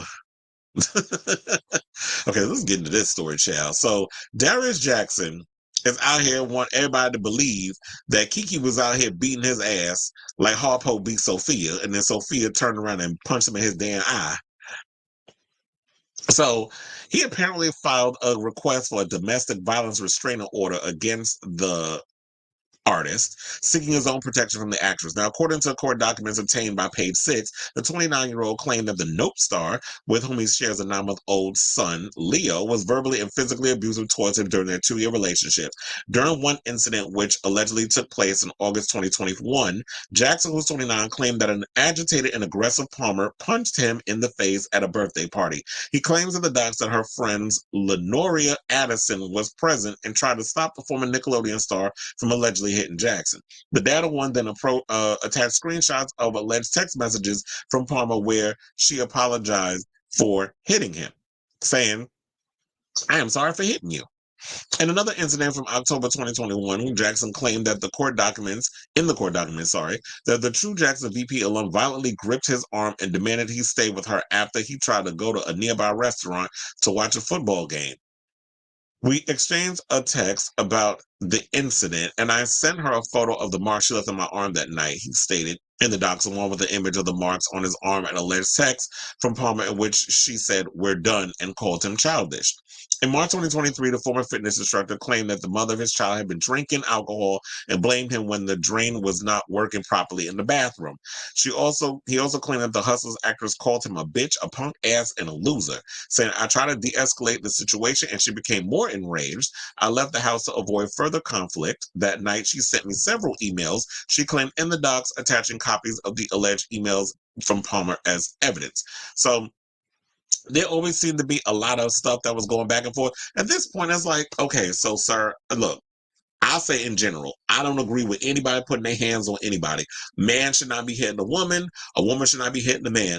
And in the case of same-sex relationships, women should not be putting hands on their girlfriend, and dudes should not be putting hands on their boyfriends, because it exists in our community as well. It's not just the straight people that be out here beating the shit out of each other. And I know in a lot of occasions, we don't talk enough about the fact that men are being abused in the relationships with their girlfriends because men are conditioned and told not to put their hands on women. But then when they go around saying that the women are sitting there putting their hands on them, then all of a sudden y'all want to call them a simp, you want to call them a punk, you want to call them a bitch, you want to call them all these other things, playing into these male masculinity stereotypes and that sort of thing. So it's always a double-edged sword, a slippery slope, and a lot of dumbness that just comes from our culture, where, you know, the man's supposed to be the dominant one, the woman's supposed to be the weak one. But from all the stuff that I just feel, you know what? If he's been abusive to her, and I'm not saying that Keke is innocent in this situation, however, I don't know. It's just hard for me to just jump on this thing with him because of so much that we've learned from Darius Jackson and all the stuff we've heard about him. Meaning, there's stories about you putting your hands on Keke. We've seen the stills that she posted. I mean, not posted, but she sent into the authorities when she filed her restraining order against you. Sidebar: why are you filing a restraining order against her when she has one on you? Like, can't you just follow the restraining order? It just seemed like to me that you just want to put up your own restraining order as a tit for tat type situation. She ain't trying to come near your ass. Like, if y'all got a whole restraining order, just follow it. You can't be near her, so it would be obvious that she wouldn't be able to come near you. She can have some. Look, all the money she got with all the jobs she has, she can hand the baby off to a mediator who can hand it to you, and you go and have your little fun with your son and do male to male things. You take him to a football game, you play catch with him, you do whatever it is you're going to do when he's old enough to be able to catch a ball because he's an infant still, but you can be able to do whatever you want to do with your own child in your own time. She don't need to deal with you. She don't need to be around you. She don't need to get no dick from you. If Keke wants to get dick, because she says she's bisexual, so she'll be able to get a box ate by a girl or get a back blown out when she need to. She don't need you to do that. She got somebody else or find somebody else. Excuse me. So I didn't understand all this other stuff. And plus, from all the stuff we've learned about Darius, where it's like, okay, your mother took out a restraining order against your father because he was abusing her majority of their marriage. Then we heard stuff about your brother Sharonis out here allegedly beating up his girlfriend, who I think they both was on Insecure, and they're having a nasty custody battle. So it seems like people people are having a hard time taking what you said and what's going on with you seriously when the odds seem more stacked against you, and Keke got to the authorities first. Now, you can be able to follow your paperwork and go against it, and I feel like y'all both too messy for each other. But for the most part, I think people are still more Team Keke because we've never really heard her being caught up in this type of mess until you came and started getting in a relationship with her. And then when the kickoff was when you said what you said, when you were trying to tell her that she need to put some clothes on and be a mother because she's a mother, because she went to go see Usher at his residency. So the odds are stacked against you on this, sir, and it's unfortunate. Like, okay, so people would want to believe you in your situation, but there's so many things that's gone against you that would be for you. So I think that's why people have a hard time taking you in this whole situation seriously. So there's that. Now, another one out here who's crying wolf and look, people giving the side eye with their victimhood. Let's talk about Jeannie Mai. All of a sudden trying to channel her inner white woman when she Vietnamese. So apparently the personality is raising safety concerns about Jeezy's alleged firearms amid custody battle after the rapper claimed Mai is gatekeeping their daughter Monaco from him. Now, the real host, who's 44, refutes claims made in late November that she is keeping her 23-month-old daughter Monaco from spending adequate time with her father, J. Jeezy Wayne Jenkins, in a new court filing obtained by People on Tuesday. Now, in the document, Mai's Jenkins' lawyers reiterated her concerns for her child's safety. And I'm sure her lawyers are Caucasian. It is essential to clarify that Ms. Jenkins's insistence on reasonable safety measures being put in place, such as safely securing and locking away all firearms that have been unsecured in the past, as well as having a familiarity and properly trained caregivers, is absolutely not gatekeeping, but rather a responsible effort to prioritize their daughter's well-being. These requests are grounded in Ms. Jenkins' genuine concern for the party's daughter's safety and security, especially when under the care of others and traveling across the country, and are reasonable protective measures, not an attempt to restrict Mr. Jenkins' access to their daughter. Okay, so, girl. Jeannie, I actually like you, but the more I hear of the things that you coming out with regarding this situation, it's making me like you even less. My thing is this, because you know what? People already clowned her the minute they heard that she got with Jeezy and got knocked up and they got married because of something she said on the reel in regards of, like, I guess she like dark meat every now and again, in which people felt like, I'm paraphrasing, I can't remember her exact quote, but then it came across as like you were fetishizing black men. And I think some of your co-hosts gave the side eye with what you said on the show. I don't know. I didn't really watch the reel like that. I would watch the clips online on YouTube and that was it. But And then in this situation, everything was copacetic when you was with this man. Then all of a sudden, because he blindsided you in this marriage, this divorce situation, and you didn't, I guess you were feeling upset and bitter that he was tired of your BS, because remember the stories that came out that he wasn't liking the fact that you wasn't listening when he was trying to communicate with you in a lot of ways. You had your set ways. You was inviting your mother and your brother and all these people to live up in the house when I guess he wanted to be married to you. He don't want to be married to the whole My Clan. And then, he was concerned about the safety of their child, like you walking around in public without security or whatever the case is, based on, I guess, he makes gangster music, whatever the case. But I ain't never heard nothing crazy or incriminating about Jeezy for him to even have those kind of concerns. But I do understand when you are in the public eye, you cannot be walking around here regular schmegula like somebody not going to try to kidnap you or the daughter and hold y'all for ransom or whatever. So he got tired of her mess and was like, the marriage ain't working. Is beyond repair, and I want out. So now she's feeling a kind of way, and now she's coming up with this thing of, oh, there was guns around the house. But bitch, where was this energy when y'all was in the marriage together? You could have insinuated or implied this, or got some people have been like, you know what? If we're gonna be living in this house, you not to be having no guns and stuff lying around. And you play into the stereotype because Jeezy is a musician. It's playing into the stereotype of Black people are dangerous, they're criminals. You gotta be aware and watch how they move or how they operate and stuff. So you put that kind of energy out there, it sets a precedence that people gonna have to give him a side eye. And who knows if he has a whole lot of guns around the house. I ain't been in the house. I don't know what kind of guns he got or how many guns he got. But this should have been, in my opinion, a primary concern that you should have had before you decide to file these papers and go and come up with this narrative when it comes to, your divorce.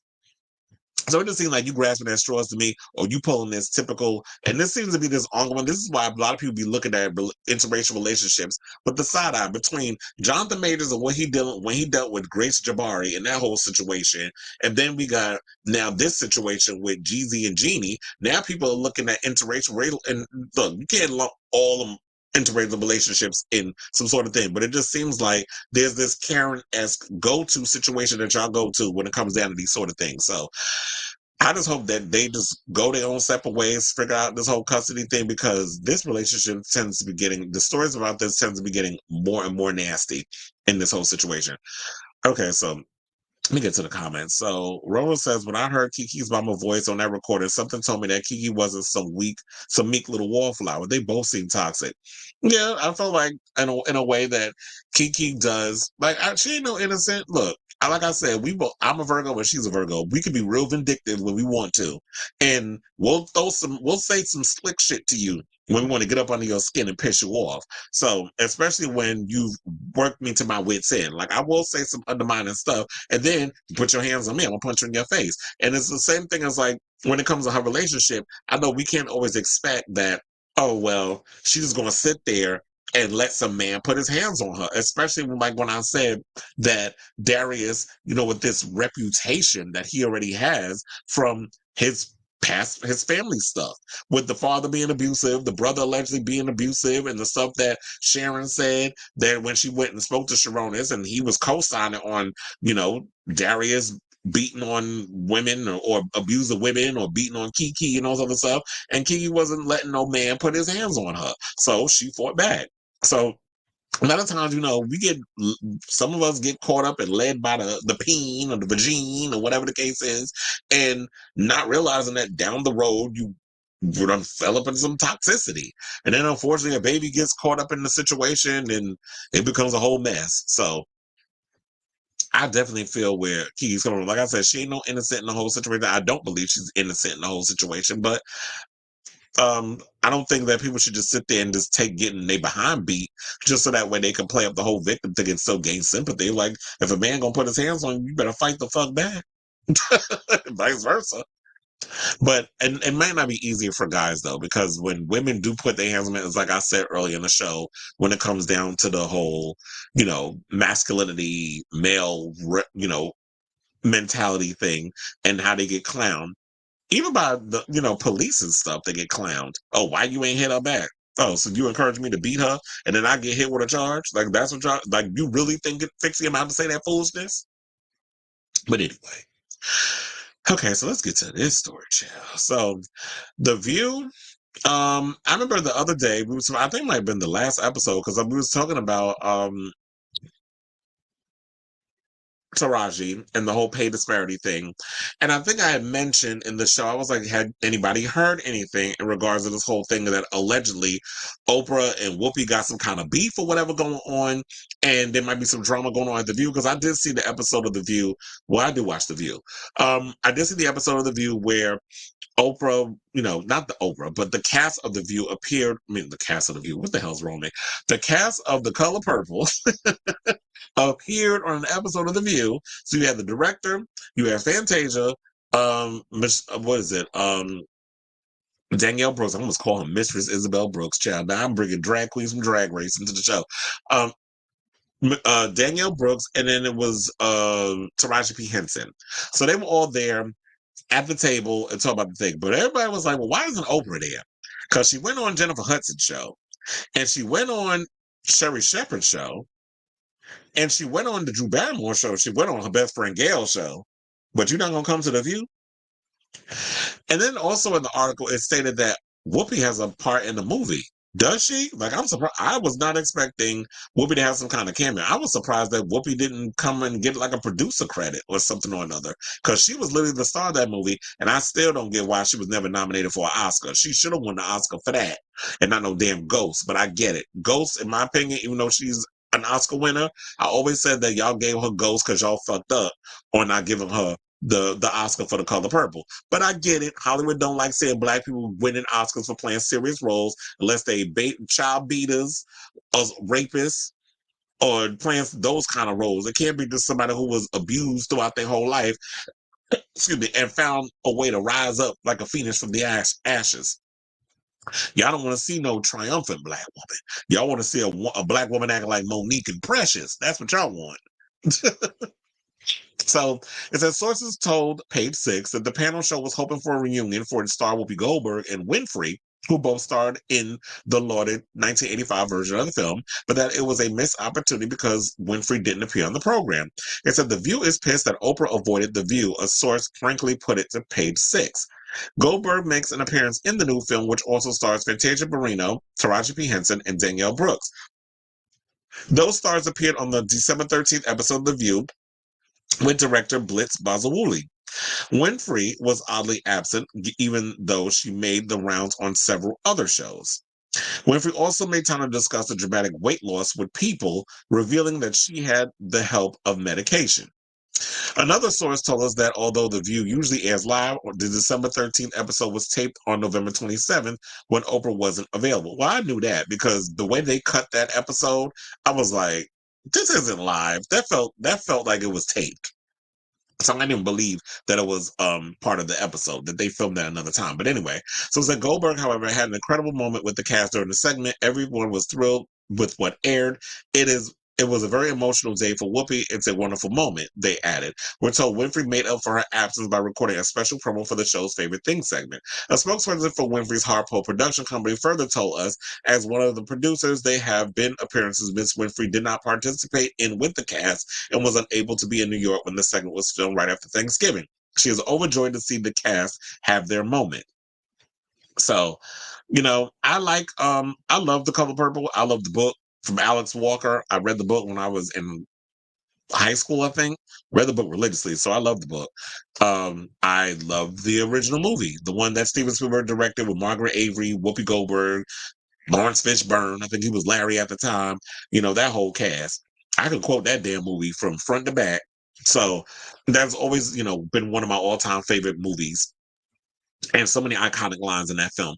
But do I think that there might be some beef? I don't know. I am going to teeter more on the fact that, because they filmed it at the time they filmed it, Oprah wasn't able to be available. Like, y'all filmed it around, right around the Thanksgiving time. I'm not doing no damn promos for no stuff on Thanksgiving when I got other plans and all this other stuff going on. So I'm thinking that's more or less what it is, and not necessarily a beef between her and Whoopi. But I don't know. I've always felt like there's kind of been like some weird distancing type thing between Whoopi and Oprah. Because here's the thing. The Color Purple was more or less a vehicle that Whoopi Goldberg led, but it seemed like it resonated with Oprah And Oprah's always put her money behind The Color Purple more so than Whoopi has, because wasn't the Broadway musical produced by Oprah Winfrey back in the day 15 years ago when Fantasia was in it, and I believe Danielle Brooks was in it too? So, and then the new movie comes out, and Oprah's producing that. So I never understood like why Whoopi never really put more of herself into producing and doing that. I mean, she does produce stuff. You produce a Miles Maybelline documentary, why you couldn't produce this? But it seemed like maybe Oprah got a bigger cachet. I don't know. But I think it is because she is a billionaire, so she can afford to do all of that. But I do like the fact that, you know what, that because, and in a way, I didn't really feel that all that bothered from it, because I'm like, with The View, Whoopi is the moderator. Whoopi was the big star of that film. So why not give Whoopi her flowers, or take that moment and give her the standing ovation and say that she was the inspiration? And Whoopi has inspired a lot of people to get into Hollywood and get into movies and all the other stuff, because of her not being your standard beauty or whatever the case is, or the typical Hollywood major movie star. Like, Whoopi was major in her own right back in the day, like one of the big comedians that was getting a lot of lead roles back in the day, and it's still influential in so many ways, regardless of whether or not how you feel about her politics on The View. We can't take away, you know, her EGOT status and the amount of doors that she has opened in this industry. So I would have rather just been like, you know what, let's just bow down and give it all to Whoopi rather than have an Oprah there. But I guess it would have been the icing on the cake, especially since Oprah has made time to go on other shows, and of course she made time to go on Gail's show. But then again, Gail gonna make sure that she worked things around Oprah's schedule if she want to have her on her show and get the ratings up. So there's that. So I don't know. What do you guys think about this? Do y'all think there's more to the drama than that has been implied, or it's just a bunch of nothing? Okay, so you wearing purple to the theater? I know one of my friends, Joe, who I've been hanging out with, and we go to see musicals and stuff. He wants me to go with him to go see this in the theater.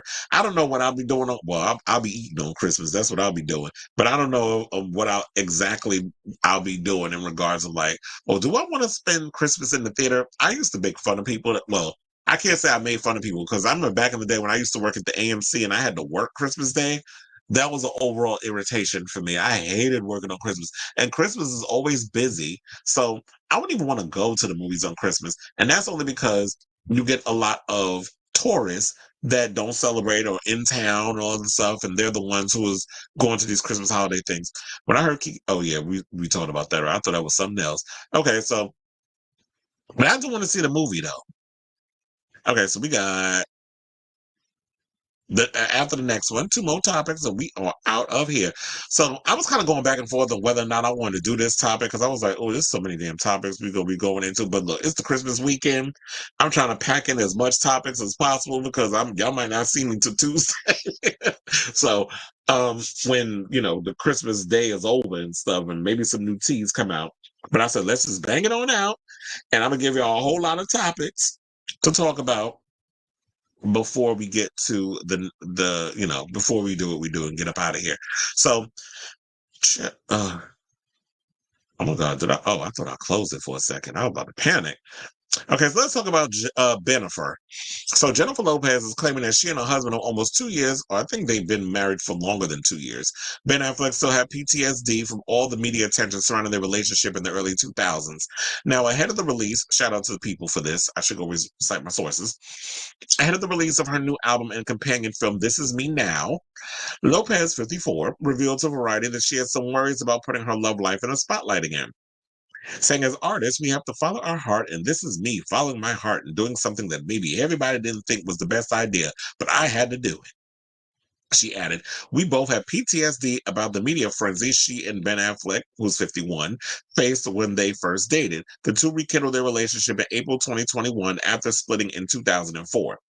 But we're older now, we're wiser. We also know what's important, what's really important in life, and it's not so much what other people think. It's about being true to who you are. Now, for the couple, a lot has changed in 18 years, saying we're older now, we're smarter, we have more experience, we're at a different place in our life, we have kids now, and we have to be very conscious of those things. This is what Lopez told people in February 2022 cover story. The superstar spouses, who are parents of 5 kids between them, also have the benefit of life lessons gleaned along the way. Saying it's a beautiful outcome that this has happened in the way it has at this time in our lives when we can really appreciate and celebrate each other and respect each other. We always did, but we have even more of an appreciation because we know that life can take you in different directions.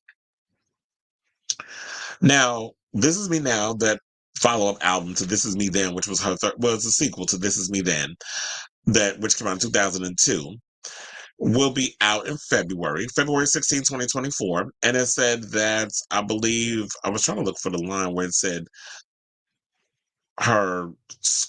who wrote the short film, because it's supposed to be a short film that's supposed to come out on the same day.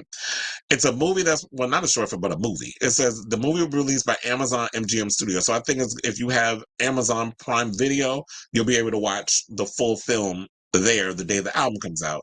It was directed by Dave Meyers, who has directed a lot of iconic music videos that I grew up watching during the MTV era.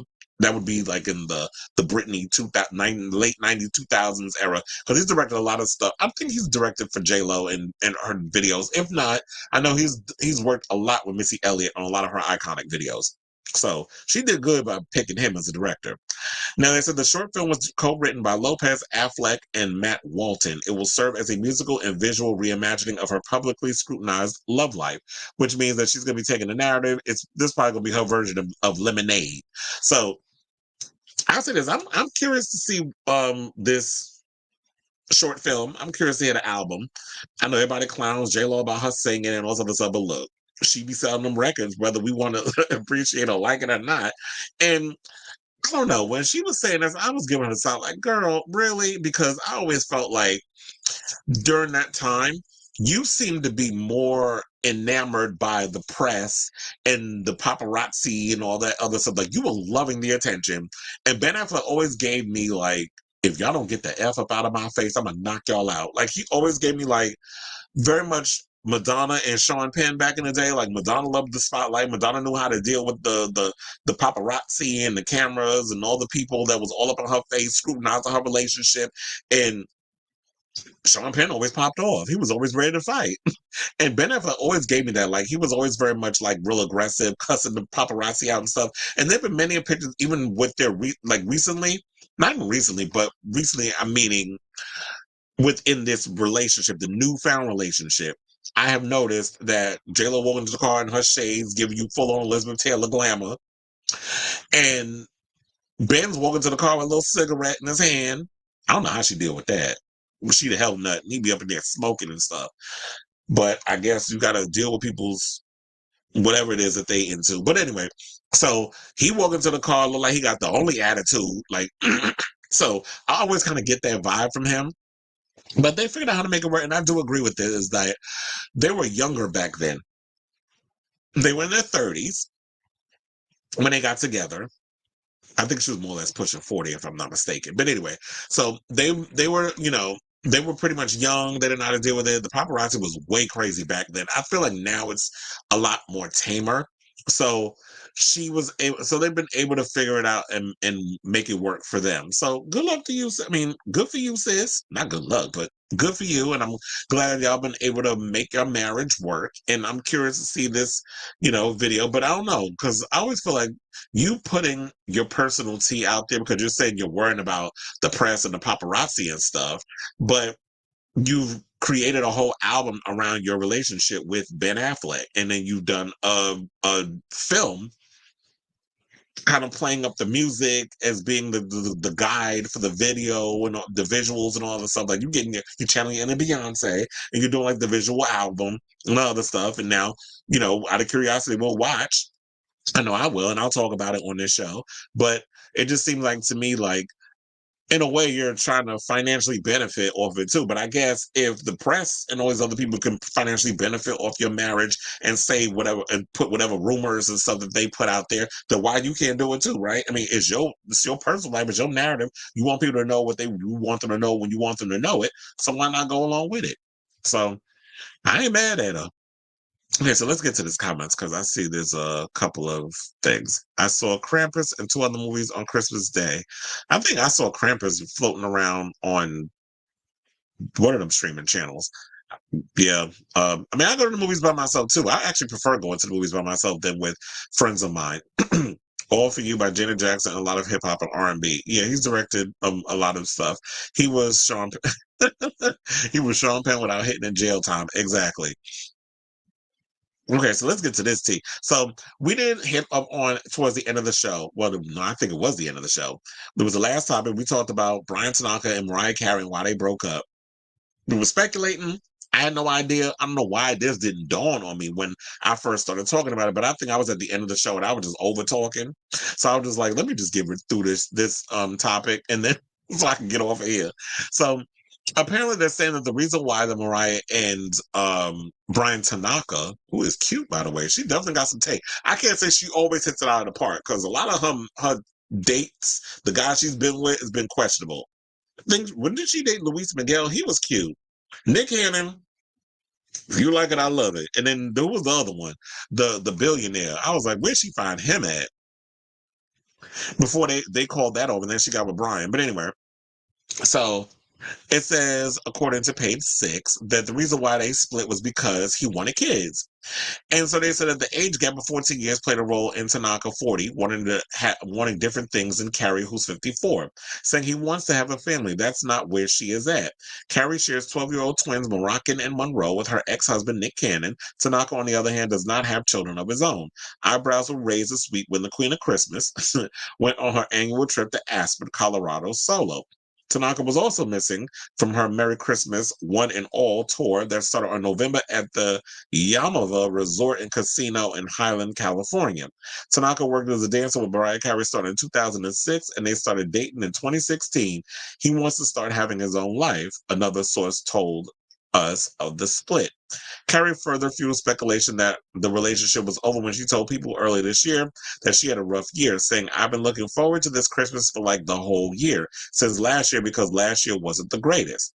She said, I'm thankful for them all, but it wasn't my most fun version of Christmas ever. So I could have told you that. I'm like, look, one of the main reasons why a lot of relationships don't last, particularly these May-December romances, when you have someone who is much older. See, I don't know, a lot of people get mad at but why the older guy can get with a younger girl, but y'all don't have that energy, when you have more energy for when the flip side. And I said, it's because we're so big on procreation that a older man who is Mariah Carey's age can get with a 30-something-year-old or a 25-year-old because they're fertile and they can produce children. And that's what a lot of people will try to pinpoint and push out there. Who's the one that was in a relationship? There was somebody that was in a relationship with somebody who was older, and then the minute they split, they got with somebody younger, and then they started popping all these damn kids. So we've always heard stories that people tend to do that. And no shade, I love me some Mariah, but girl, them eggs is powder at this point. And we already know, like, if you read her memoir, we are well aware that her having the kids wasn't an easy feat for her. Like, she says it in the memoir, like, she struggled having Moroccan and Monroe and how her body swelled up. And you have to realize, particularly when it comes to women of color, how it becomes more and more difficult to have children the older you get. And then a lot of the issues that pertain to fertility pertaining women of color. So there's a lot of that when you have like a lot of death, childbirths that end up in death and that sort of thing. So there's a lot of that goes on in the community that people need to be aware of. And I get that he maybe love him some Mimi, but at the same time, it's like, yeah, I couldn't be surprised that it's just like, okay, you're constantly with someone in a relationship, a long-term relationship with someone who has their own kids. And now you're like, you know what? Because sometimes men can be a little slow. Let's, no shade to my species or my gender, but men can be a little slow getting around to what it is they want in life. And I think also, particularly once you hit 40, that's like around the time when it's like, well, damn, I've already accomplished all these things. So I got a lot of things going on. And it's like, you know what? I'm ready to settle down. I'm ready to have a family. I'm ready to do all these things.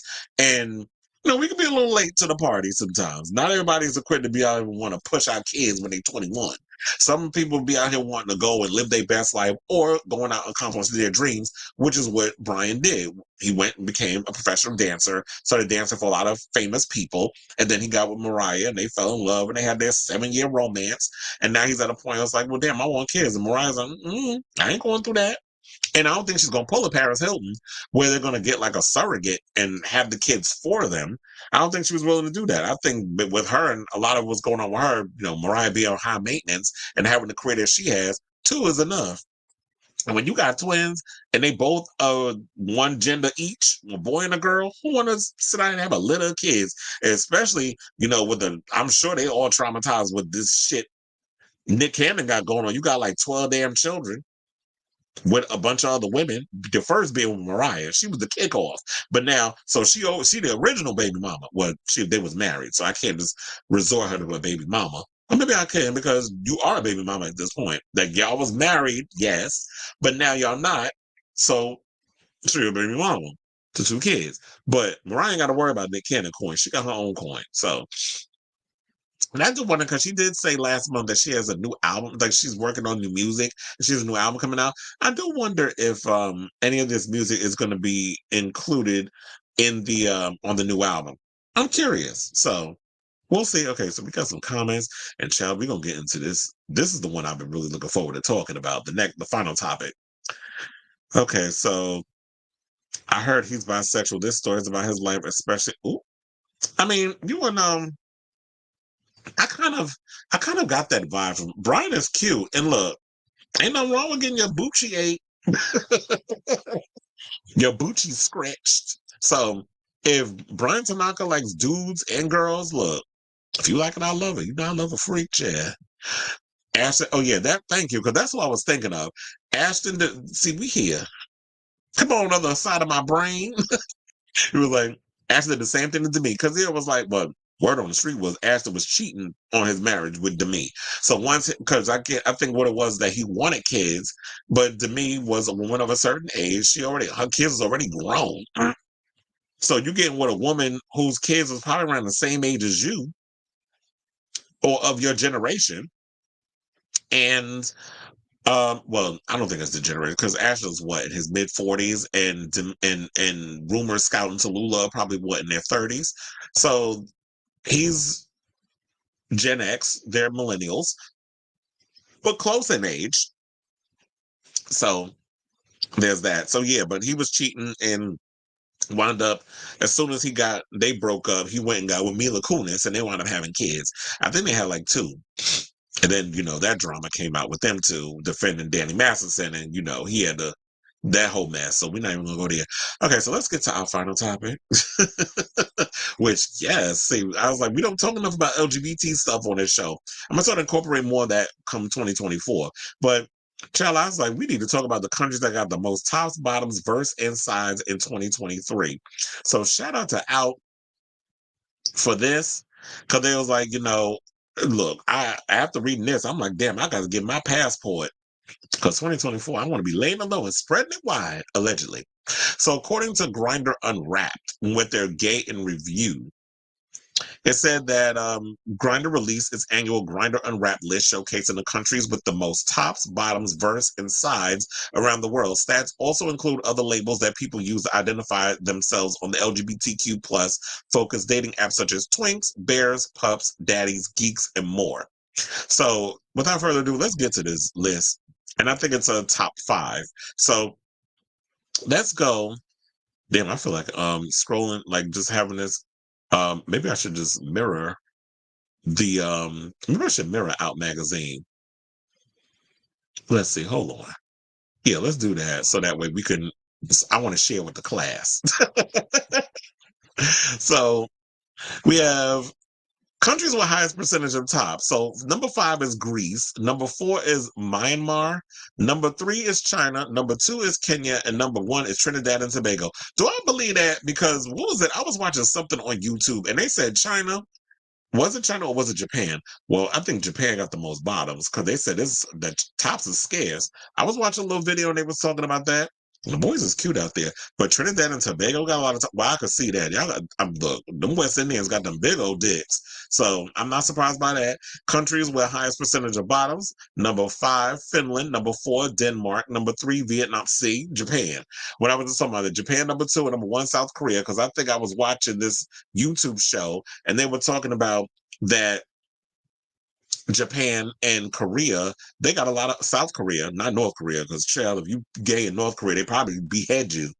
So Japan and South Korea, they said that there is a lot of bottoms there, and that a lot of the tops that will come through happen to be Taurus. So I'm sure I would have a good old time in South Korea and Japan. And Denmark is weird because I was thinking Denmark and Finland, don't they have a lot of really tall white men? I guess that's the demographic that's out there. Like Denmark and Finland, I would assume would have like a lot of the men will be tall, but that don't, I guess, mean nothing because everybody is the same size laying down, and we love a challenge when you got to climb somebody that's like 6'5" and a big old bottom. So I was like, and then you have to worry about them having all them big old penises going to waste because there'll be some people like that. Now, countries with the highest percentage of verse guys: number 5 is Hungary, number 4 is Australia, number 3 is Germany, number 2 is Austria, and number 1 is Finland. I could definitely see that the whole verse situation is going out there because they get me freaked. Like it's like, oh, this the flip flop nation. Countries with the highest percentage of sides: Finland, Austria, Germany, Australia, and Hungary. What the hell's a side? Is that somebody that y'all just be humping? Like frotage? Well, not frotage. But frotage, isn't that like if you got foreskin and you basically put the penis through the foreskin, y'all just be jerking each other off? I'm trying not to say get too nasty for the the YouTube. But I'm like, isn't size like is that like dry humping? I always get confused what that is. I think one time Kerry Colby explained what it was, but I can't remember all these damn terms. OnlyFans of the year. Oh, I totally agree with this. Now, number 5 is Reno Gold. I do see Reno Gold over the place. I'm not familiar with Tyler Wu. I may need to look him up.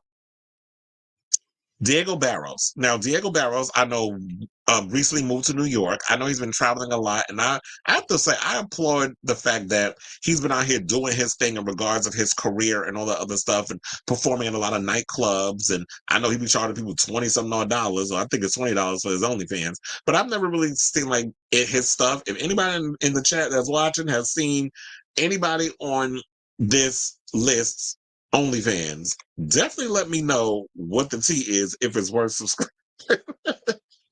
Look, I have subscribed to some OnlyFans out of curiosity, but some of them, look, girl, first of all, if you only giving me 2 minutes of yourself and charging me $10 to $20, I'm cutting you off after a month. That's why I don't really care for OnlyFans. Just the fans I like because they give you previews. OnlyFans need to figure out something where we can get trailers, sneak peeks, or something of people's work so that we know if we get our money's worth. Because too many of y'all be out here acting like the porn equivalent of Joanne the Scammer and be trying to get my money, but you don't realize you want to keep your repeated audience. You want to keep them around. You don't want to lose your audience because you want to pull a scam for like a month. You want to keep the money coming in, don't you? But some of these girls don't really understand business. And it also says Malik Delgado. I do like Malik Delgado. He's a hottie. Malik Delgado is a hottie. Ooh, I'm a poet and I know it. And number 1 is Raheem Shabazz. I know some people be having problems with him. Like I know people that be making little side comments about Raheem Shabazz, talking about that you out here having sex with white boys and all that stuff. But I'm like, he is in Brazil. Brazilian, there's a lot of dark skin, light skin Brazilian guy. Like, I don't get the whole racial undertones that people have been accusing him for. And I know Nico Aesthetics, who I know, does, the YouTuber, does content with Raheem. And I think he just got back from Brazil from filming some stuff with him. So Raheem is definitely out here doing his own thing. And I think also the 2 on this list, Raheem and Diego, are the 2 porn stars from OnlyFans that have surpassed 1 million followers. So kudos to them because they put in a lot of work. And I have to say, Raheem's shit is top notch. So I do like his stuff. Hottest man of the year. Now, child, number 1 is accurate. So we got number 5, Jonathan Bailey, who is from oh my God, that show that's on the Fellow Travelers. I almost forgot. Luke Evans, who I know has the new movie coming out with Billy Porter, where they're playing a divorced couple. Number 3, Troye Sivan. Number 2, Lil Nas X. And number 1 is Henry Cavill. Is this list accurate? Do people really find... Look, if you like it, I love it. I know. The one thing I have to say about this list is that it is very diverse. Like, we have Jonathan Bailey, who's like this really well fit, good looking British white dude. Then we got Luke Evans, who, you know, has kind of got that daddy vibe because he's 40 something years old. He's always thirst trapping on social media. I do know, like, Queer T is always posting stuff about him. Every 5 damn minutes is always something about Luke damn Evans on their page where he's in a swimsuit or he's scantily clad or he's on vacation or always something. Troye Sivan, I have to say, I do love the album Something to Give Each Other, which is on one of my top lists of best albums of 2023. If you haven't seen that, check that out on my YouTube channel. Lil Nas X, yes, the boy is good looking, great body, all the stuff. I know the trolling turns a lot of people off, but we can't deny that Lil Nas X is attractive.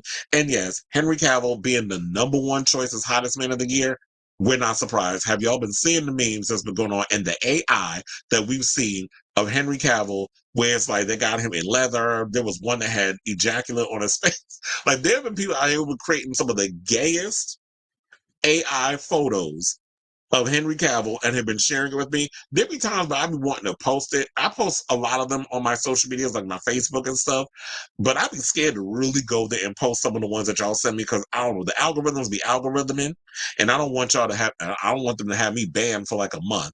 And you know, I have to use a lot of my platforms and stuff for y'all to even know if I'm going live and doing a show. So I tread lightly when it comes to the certain ones I want to pick. Now, it said countries with highest percentage of femtops: Ireland, UK, United States, Australia, and New Zealand. Ireland has the most femtops? Okay, that's cute. I know a lot of people don't like femtops, but I would think of the United States. Well, I know in New York, we got a lot of them, child. Countries with highest percentage of hung bottoms. Yeah, this is the ones that a lot of people don't like because it's like, oh, you got all these boys with big dicks that don't even like getting them touched. So Ireland's number 5, US is number 4, Canada's number 3, UK is number 2, and the ones with all them big mutants between their legs is France. So I need to take a trip to France. So the list goes on. Oh, they got feet stuff. They got countries with highest percentage of vanilla love. I guess if you like boring sex, countries with highest percentage of people who are into pits. We got countries with highest percentage of who's into feet. And I will say this: I don't know. I should be spraying my own tea, but if you got pretty feet, depending on my freak level and if I'm really into you during sex, they're definitely going in my mouth. So I'm just saying.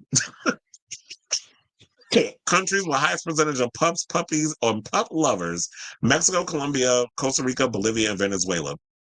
We don't have a lot of people in the United States that are into puppy play. Like, I would assume that America we would have like puppy. Look, we see a lot of people in the pup masks at a lot of the events, like whenever there's gay events, like Pride or the leather stuff, or maybe it's just a kink within. I felt my throat getting a little scratchy. I was like, I had to drink water between that, but I would expect maybe it's just like a small little kink within the U.S. So I'm kind of surprised that we don't have a highest percentage of pup play in the United States. Okay, let's see what else, because I know I'm ready to. Countries with highest percentage of who are into leather: UK, Switzerland, Panama, Belgium, and Netherlands. Another one, US is not on this list of highest percentage of leather. I don't know. I guess maybe it is like a small community of people who are into pup play and leather in the United States, because we didn't even make the list. Countries with highest percentage of bears. Yeah, we need to diversify because, we don't have that. So Bangladesh is number 1 on the list, and Pakistan. So, okay, I will say this. Some of those Pakistanis and the dudes from Bangladesh, some of y'all could get it. Like, I think it's because, when you live in Queens, you see a lot of, the Bangladesh, the Arab type dudes or the Indian types and guys who are from that. So, like Arab men. I do like a Greek man, yeah. Okay, now the countries with highest percentage of twinks. Once again, the U.S. has not made the list. Number 1 is Netherlands. Oh, I can totally see that because with the platinum blonde hair and they're all skinny out there, I could definitely see the Netherlands being number 1.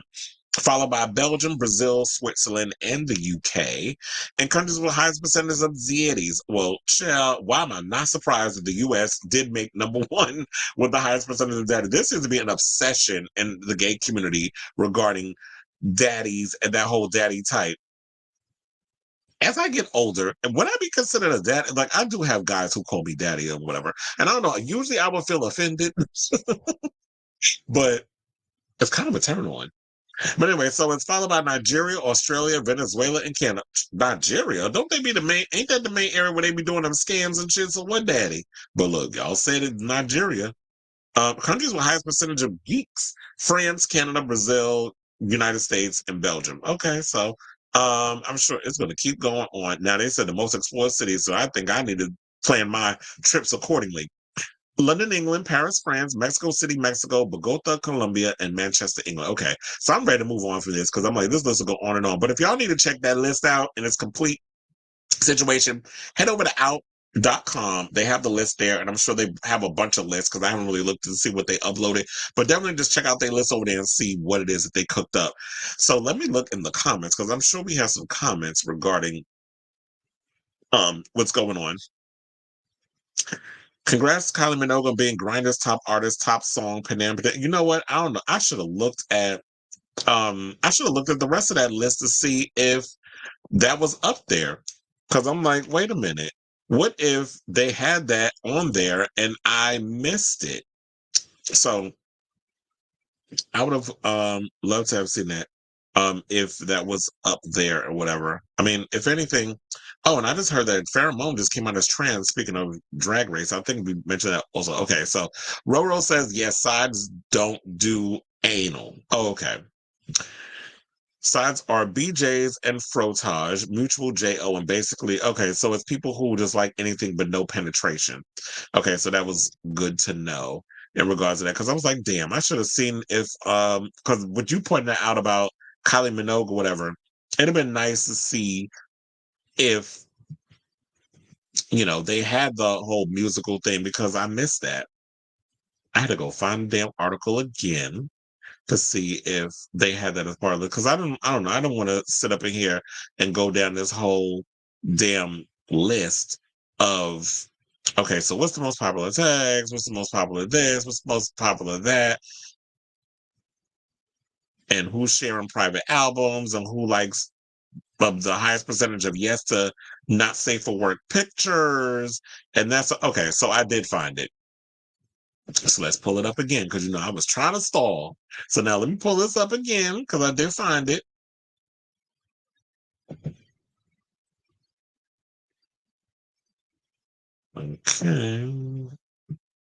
Okay, so number 5 is Heated by Beyonce. Now I do agree with that because Heated is definitely a song that I absolutely love. It's like one of my favorites from the Renaissance album. That is a song literally that I will play on repeat from out of the whole album. I mean, I know some people like the Pure Honey song because it was very cunt, but I'm like, it's derivative of stuff I've already heard, especially with it being a sample of Kevin Aviance's Cunty. But Heated is my song, especially when I do the little rap at the end where she's doing her little bitch track chant. Rain on Me by Lady Gaga and Ariana Grande. Okay, that song is cute, but it's not like top notch or something I have to sing. Happier Than Ever, I could take a lead, Billie Eilish. 7 Rings by Ariana Grande and WAP by Cardi B and Megan Thee Stallion. So where's because it said from 2023. Why these songs, I mean, am I bugging? Why these songs feel like it came out in 2022? So I don't know. So there's that. So we have come, I should say, to the end of our show. So, hold on. Okay, so if you're not already, follow me on YouTube, follow me on my social media platforms. Thank you all for watching today's episode of Chris Avalon Unfiltered. Yes, I did a full 2-hour show. I was wondering if I was going to hit the 2-hour or go under. But anyway, so thank you all for watching. Tune in next time for a brand new episode of the Chris Avalon Unfiltered podcast. If you are someone who's new, hit that like and subscribe button. Do me yourselves a solid so that way I can keep growing my audience. Also, Yes, and follow my social media platforms that is hidden down in the description, and leave a comment. Let me know what you love about the show. If you guys got any ideas or topics that you want me to tackle, definitely hit me up and let me know what would be interesting topics to bring in here as well. Because I don't only want to just bring it on this is a whole interactive type of show. And so a lot of you that come in, I know what y'all come for. Y'all come for the salaciousness, the celebrity news and gossip. And I want to bring all that to y'all. So definitely hit that button down below. And love you all for watching. I appreciate everybody who subscribes and have become followers of the show and have become loyalists and been leaving their comments and all this stuff. I appreciate every last one of you. And yes, have a happy holiday if I don't see you guys, before Christmas, after Christmas, whatever the case is. So Christmas is Monday, right? I think it is. But anyway, if I don't hear from y'all, if I don't come out and do a whole new show before Christmas, I want to wish you all a happy holiday. Merry Christmas. Whatever you celebrate, happy that. And I love you all for watching. Once again, ciao, darlings.